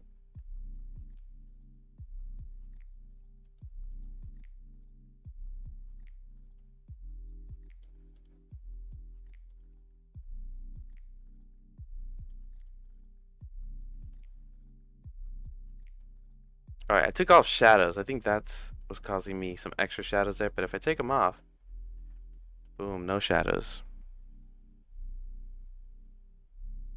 I mean, it's taste, but I'd probably have it in my portfolio. Aw.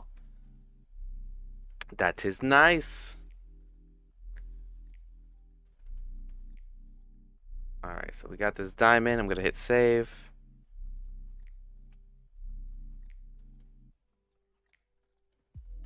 Looking real good. Thank you, Nove D. Alright. Since I want the stream to end soon, I think I'm going to call. I can mess with this diamond all day. There may be something I want to do, though. Let me see. Can I bevel this edge without destroying it?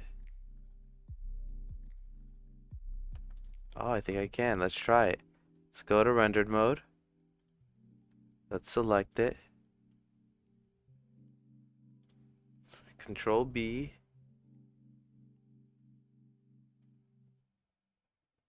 It's very subtle, but it adds in a line over here. Let me show it. See, it makes it super sharp.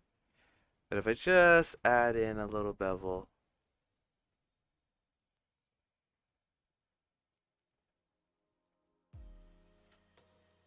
makes it that much. There you go. Adds a better separation there. There we go. All right, so that has alpha blend.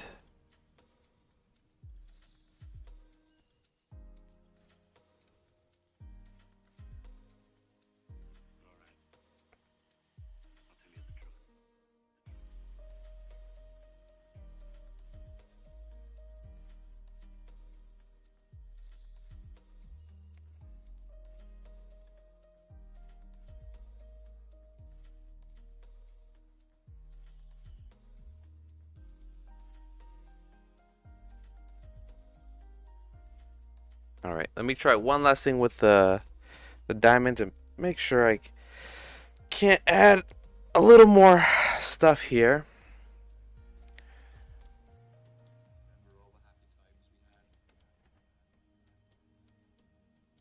So I'm just gonna add in another glass shader onto it, double the effect. I just want to see if it does anything.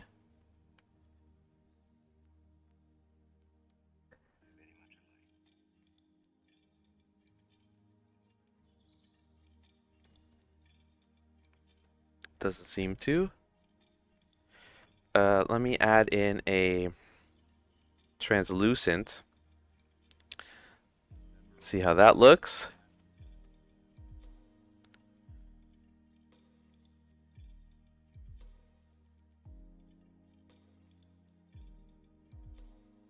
Let's hope it doesn't crash. Alright, made it kind of lighter.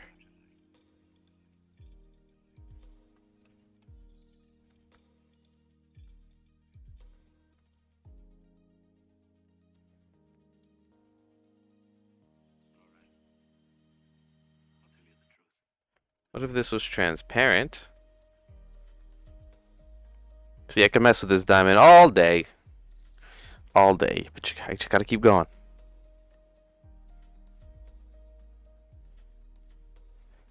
Alright, so now it's just see-through.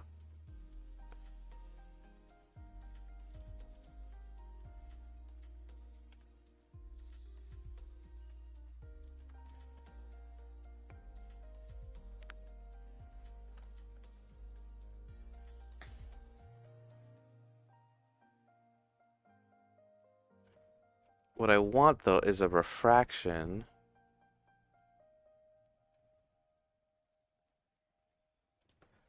So let's try, instead of see-through, let's do refraction.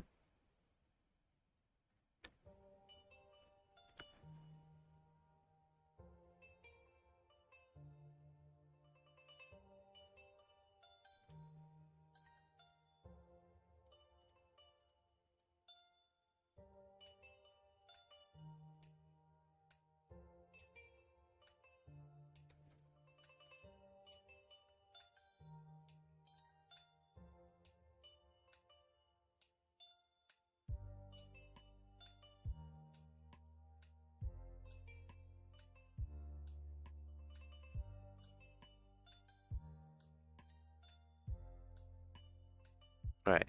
So before anything, let me take off the toon shader. I'm just curious.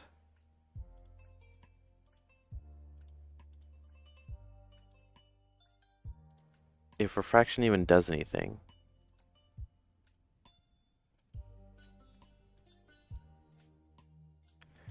I mean, I thought refraction did something. It obviously does not. How about just glass? Does glass do anything? Alright. Oh, this is better. Hold on.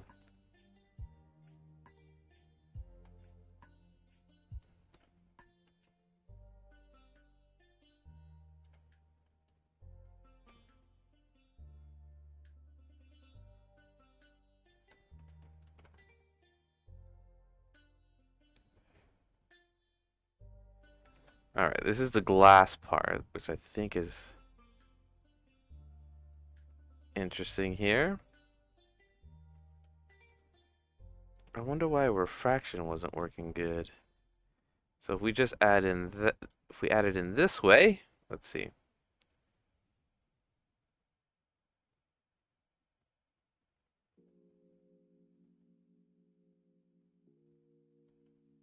There it is. It looks more, a little better there.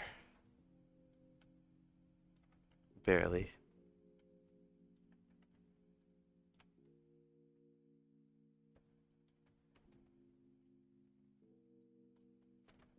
Damn it, I just wish I can get that diamond feel. Like you could see through it. I wonder if there's some sort of limitation here.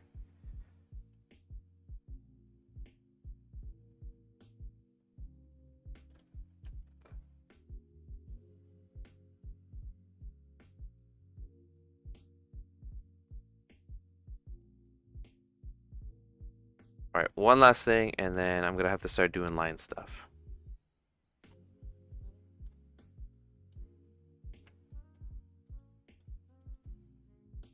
Let's see if we got refractions, indirect light, blah blah blah.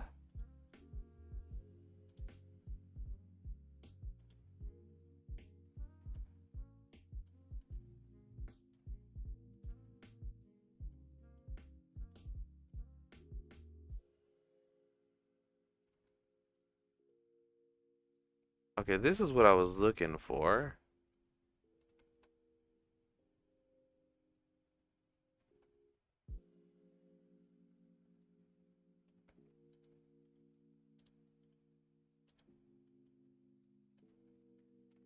Okay, so let's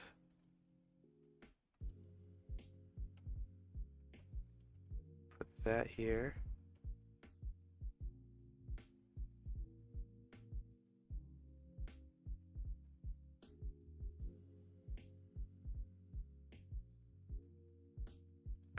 Okay.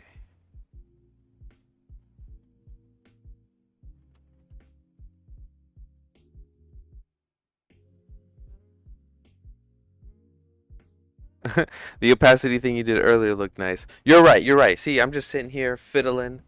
Okay, this is closer to what I was thinking.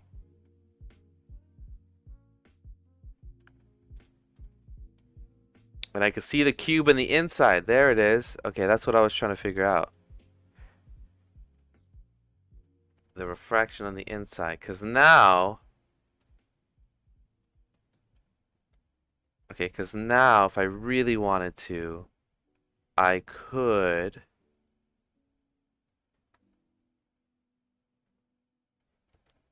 If I really wanted to, I could add in a gem, shrink it down, bring it in here. No, I'll probably duplicate this. But if I had this to be a gem...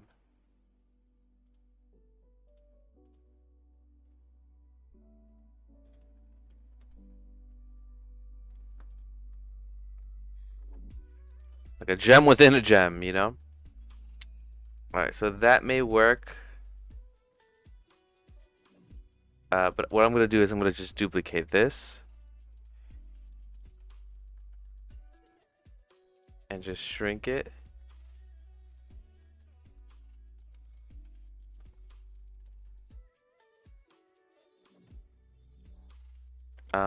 And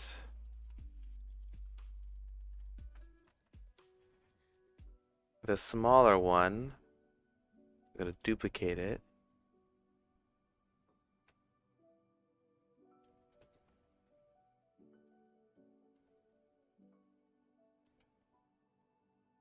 Put the glass in it instead. If not, we're calling it. I think I got closer to what I wanted, but...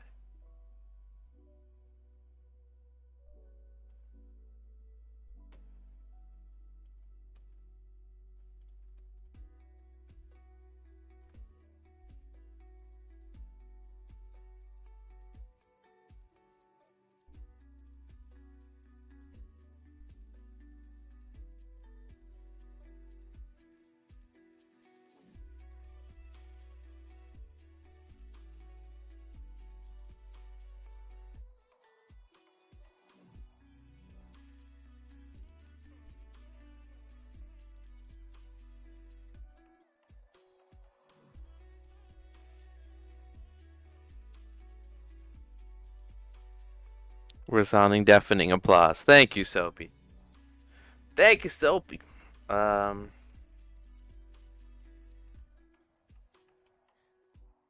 interesting how it wants to do it, though. Let's see.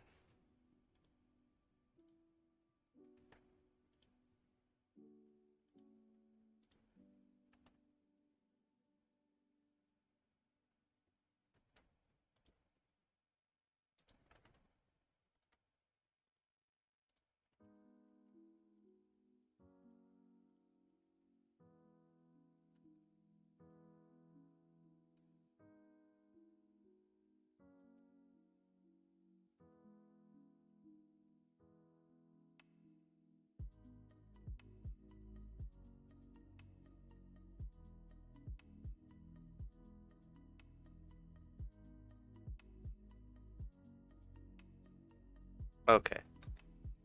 So it's looking a lot better. Um,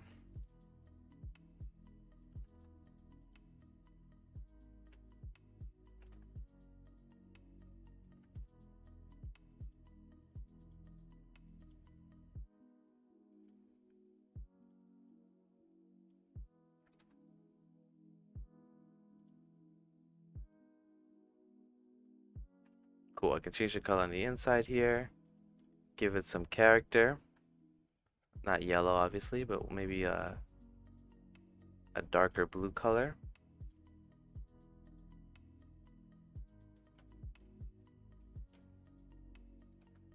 Maybe not.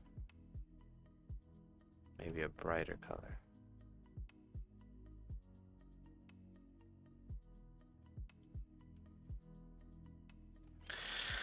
Okay. Alright, alright, alright. We're saving.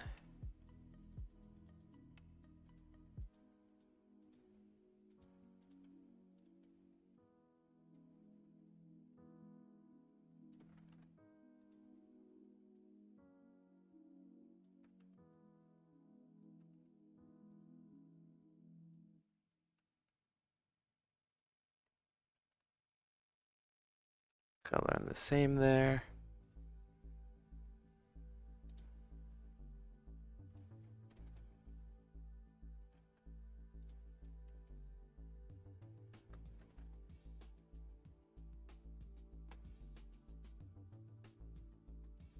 Making it a little bit more vibrant. Alright.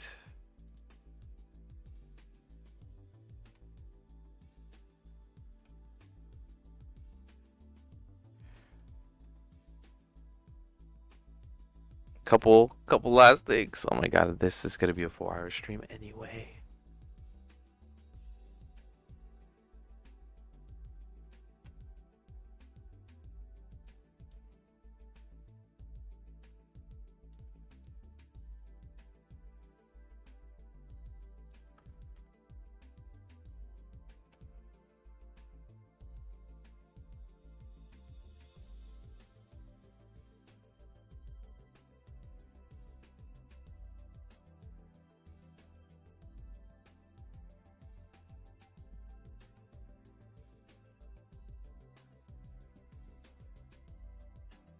Last couple things, exactly. It's always how it feels like.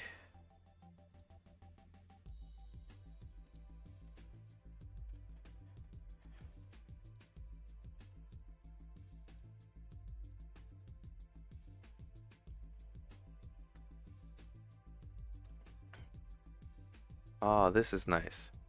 I don't know. I like this. I think there's like some more stuff going on in there.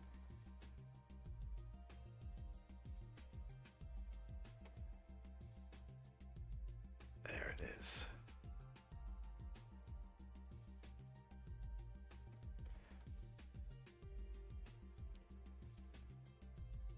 All right.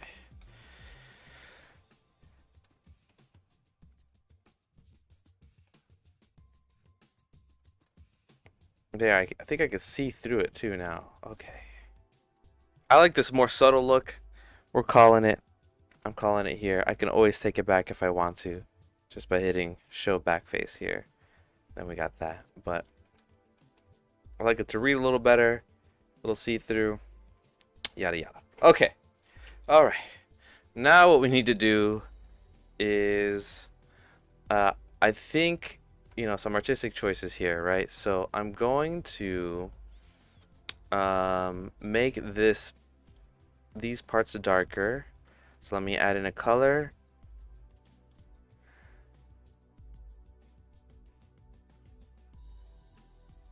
At the end here, we could put the value down.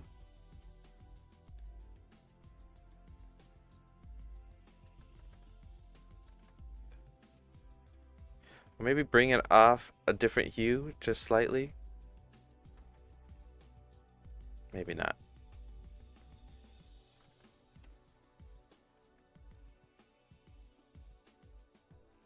Just slightly down.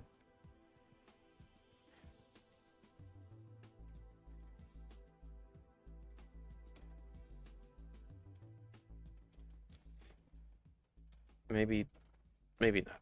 Maybe just take the highlight off a little bit from this part right here.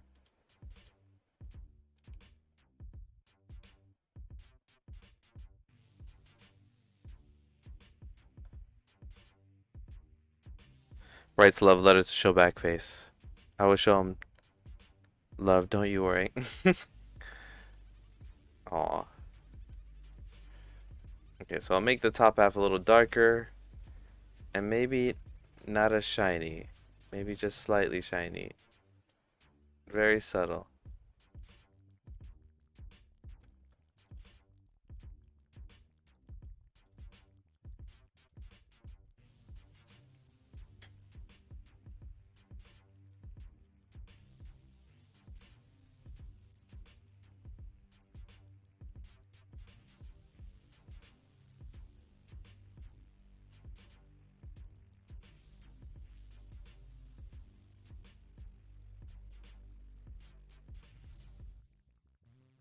Okay. And then for this one, bring it in.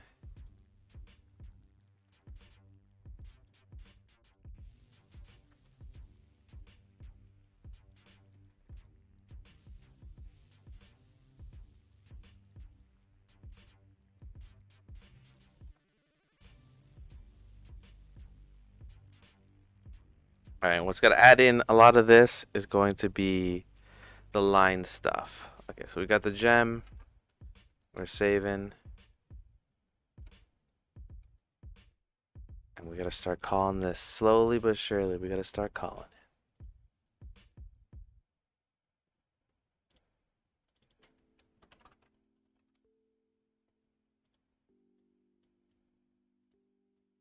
Okay, there we go. Alright, we got the gem. It's going. Looking beautiful.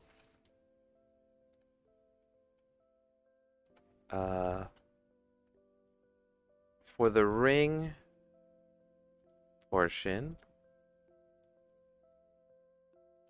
I'm gonna bring some of these colors in. Maybe that'll help. Not help, but be fun looking. We can definitely desaturate it a lot.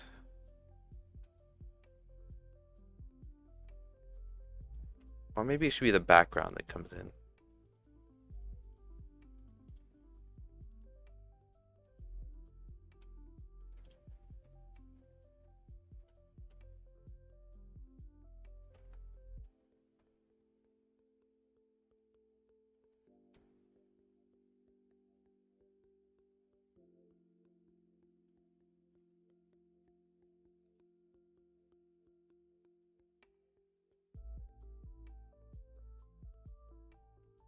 So just very small, subtle details here.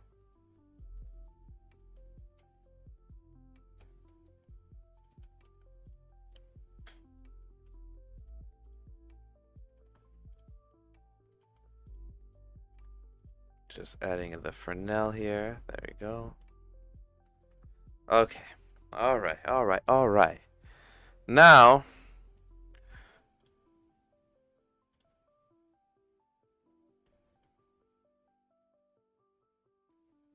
there we go.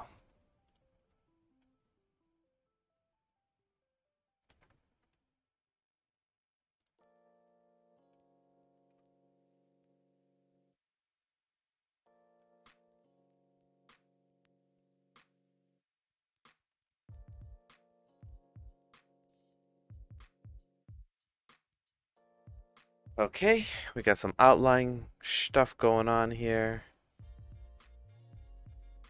We're just gonna make it white instead.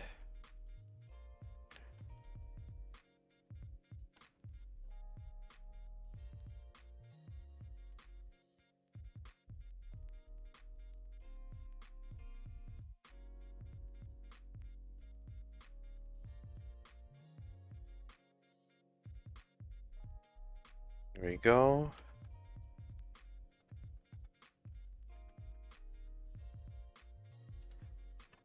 We're saving. Let's add these line art modifiers. We'll add them one by one. We're gonna add in a grease pencil object or grease pencil collection, and we're gonna add in the line art modifier one by one. So let's add in that. That'll really start giving some separation here. So let's add in a line art modifier for this guy. We're gonna click on him, hit Shift A, grease pencil, line art object, and we will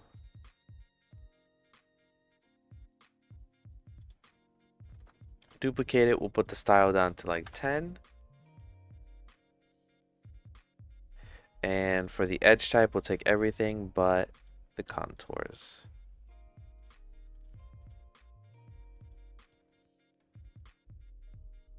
There we go. We will do the same here. Grease pencil, we will select this object. This will be the loop. We'll select this, Shift A, object. For the material, make sure we set it to this black one so it'll all just be the same. And for this, same thing. We will do 10. I think we did 10 on the other one, right? Yes, 10. Edge type, we'll take everything but the contours. Maybe cross section? No, I don't like that. No. Unless we lower it, heighten it. Alright, nothing but contours. Alright, so for this one, we'll do, and I'll do this one, palindrome. We'll do this one, Shift A, grease pencil, object.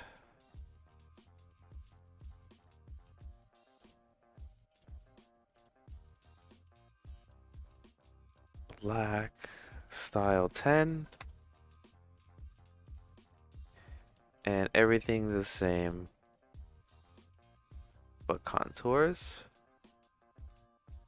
Maybe that should be thinner. Let's see, 5. Maybe 8. Just a little thinner.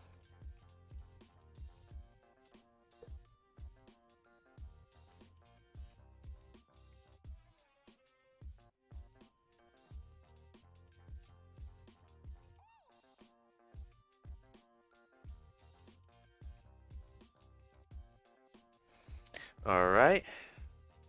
Now we got the ring, the thing, and now the diamond. Decor. All right, and then Shift A, grease pencil, object. Make sure we select black on that one and that one. Style 10. And we'll take everything off but contour.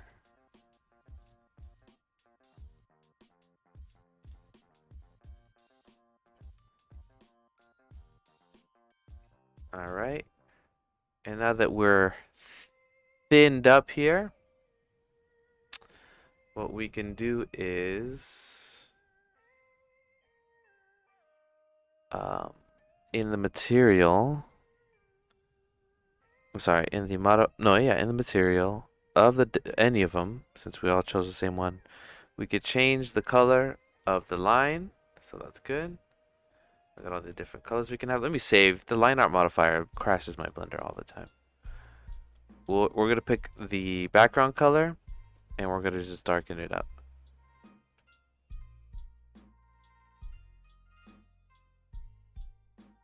There we go.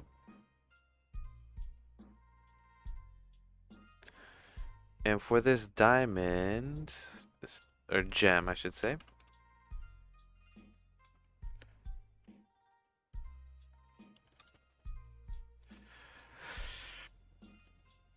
Let's see if we can mess with some of this stuff a little more, like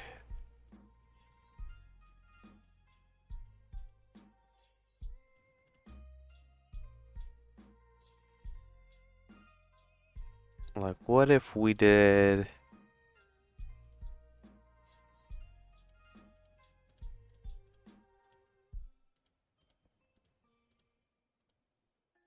what if we added some stuff to it?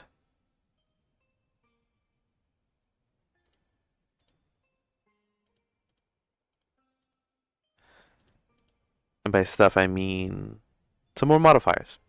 What if we did a noise modifier? Not the position. Maybe the strength. Nope. Maybe the thickness.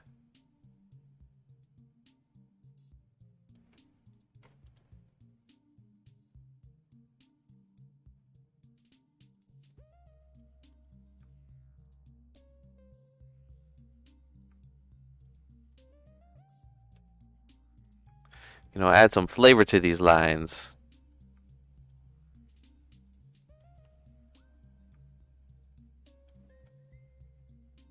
Ah, maybe not.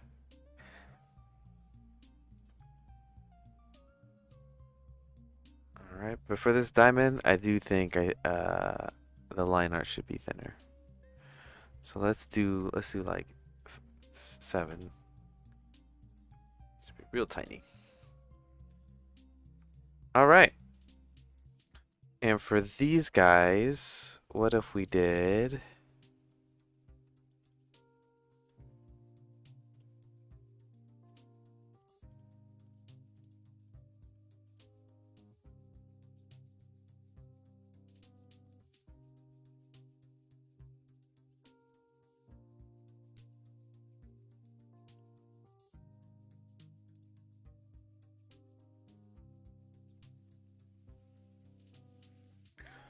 Alright, let me do something here. Let me apply these. I would think it's affecting the line art modifier, so convert to mesh. Oh, it's not. It wasn't affecting it at all.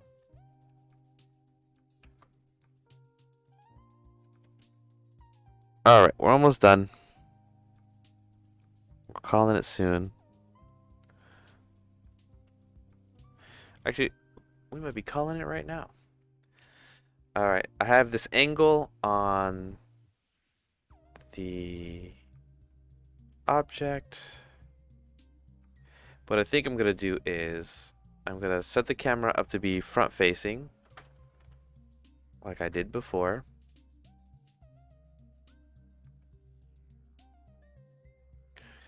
Let me pick the camera. Yeah, we're about done. So happy for you guys to hang out here. Let me take off all the grease pencil stuff real quick.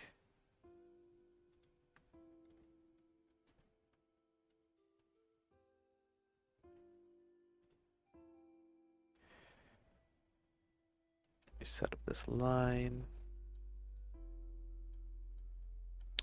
Okay, I'm gonna make a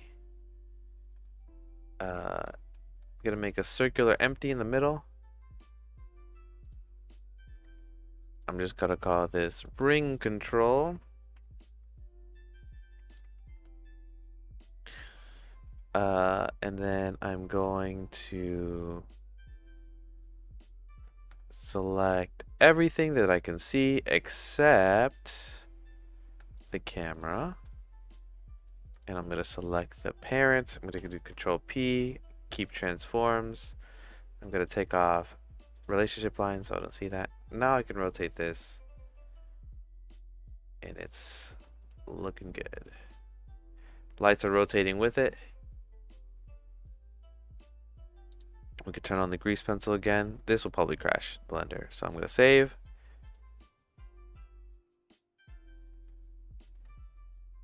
Rotate. There we go.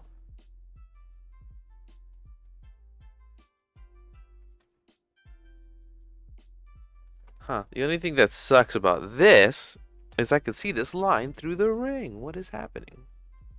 So let's go to loop. Is it occlusion?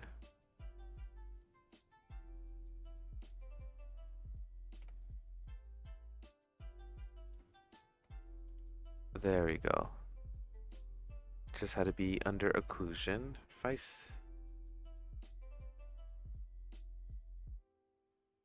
And it renders out not correct, but I wonder why that is.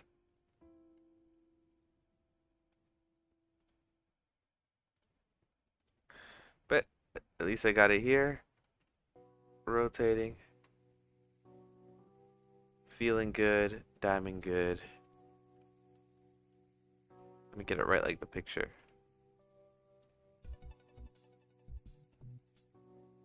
Ah, see, my Blender crashed. Look at that. Good thing I saved. Know when your Blender crashes.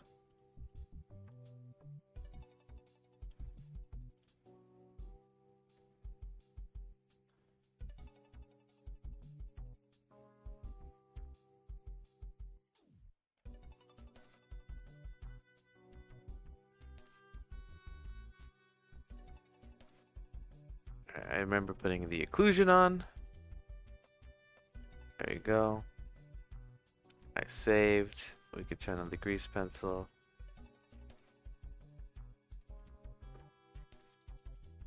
And then we will rotate this so it looks a little bit like the object.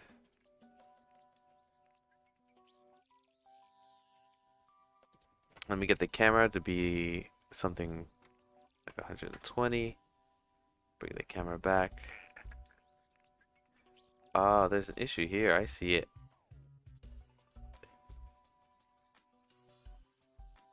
Alright, so let me go back to normal. And let me apply the ring base that has some modifiers on it. Some simple deforms. We're just gonna hit right click, convert to mesh. And now we don't have to worry about that. Now we're good. Now we'll move this around to be like the picture.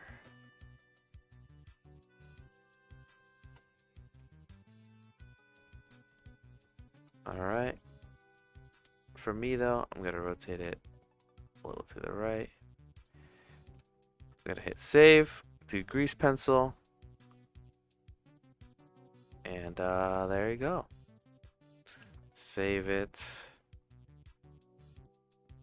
and call it.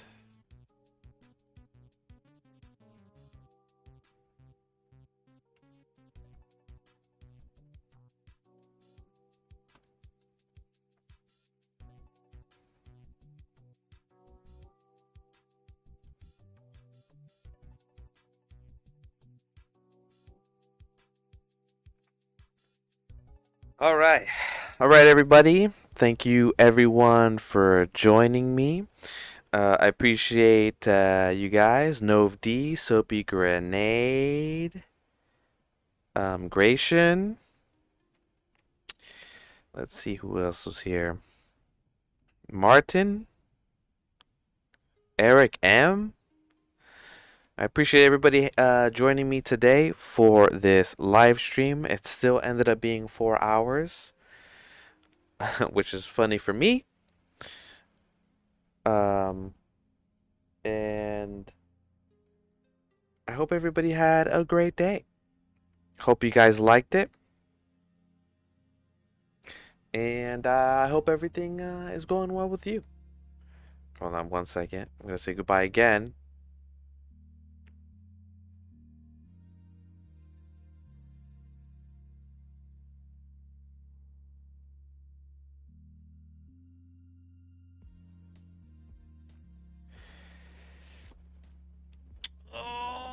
Okay, thank you guys for joining me. Have a good day. Have a good night. I appreciate all of you out there. Good night. Goodbye. This Diamond. Like and subscribe. Follow. I do the streams Tuesdays and Thursdays. Tuesdays and Thursdays only is when I do the stream. 4 hours, I guess, is my limit here. But I hope everybody has a great day.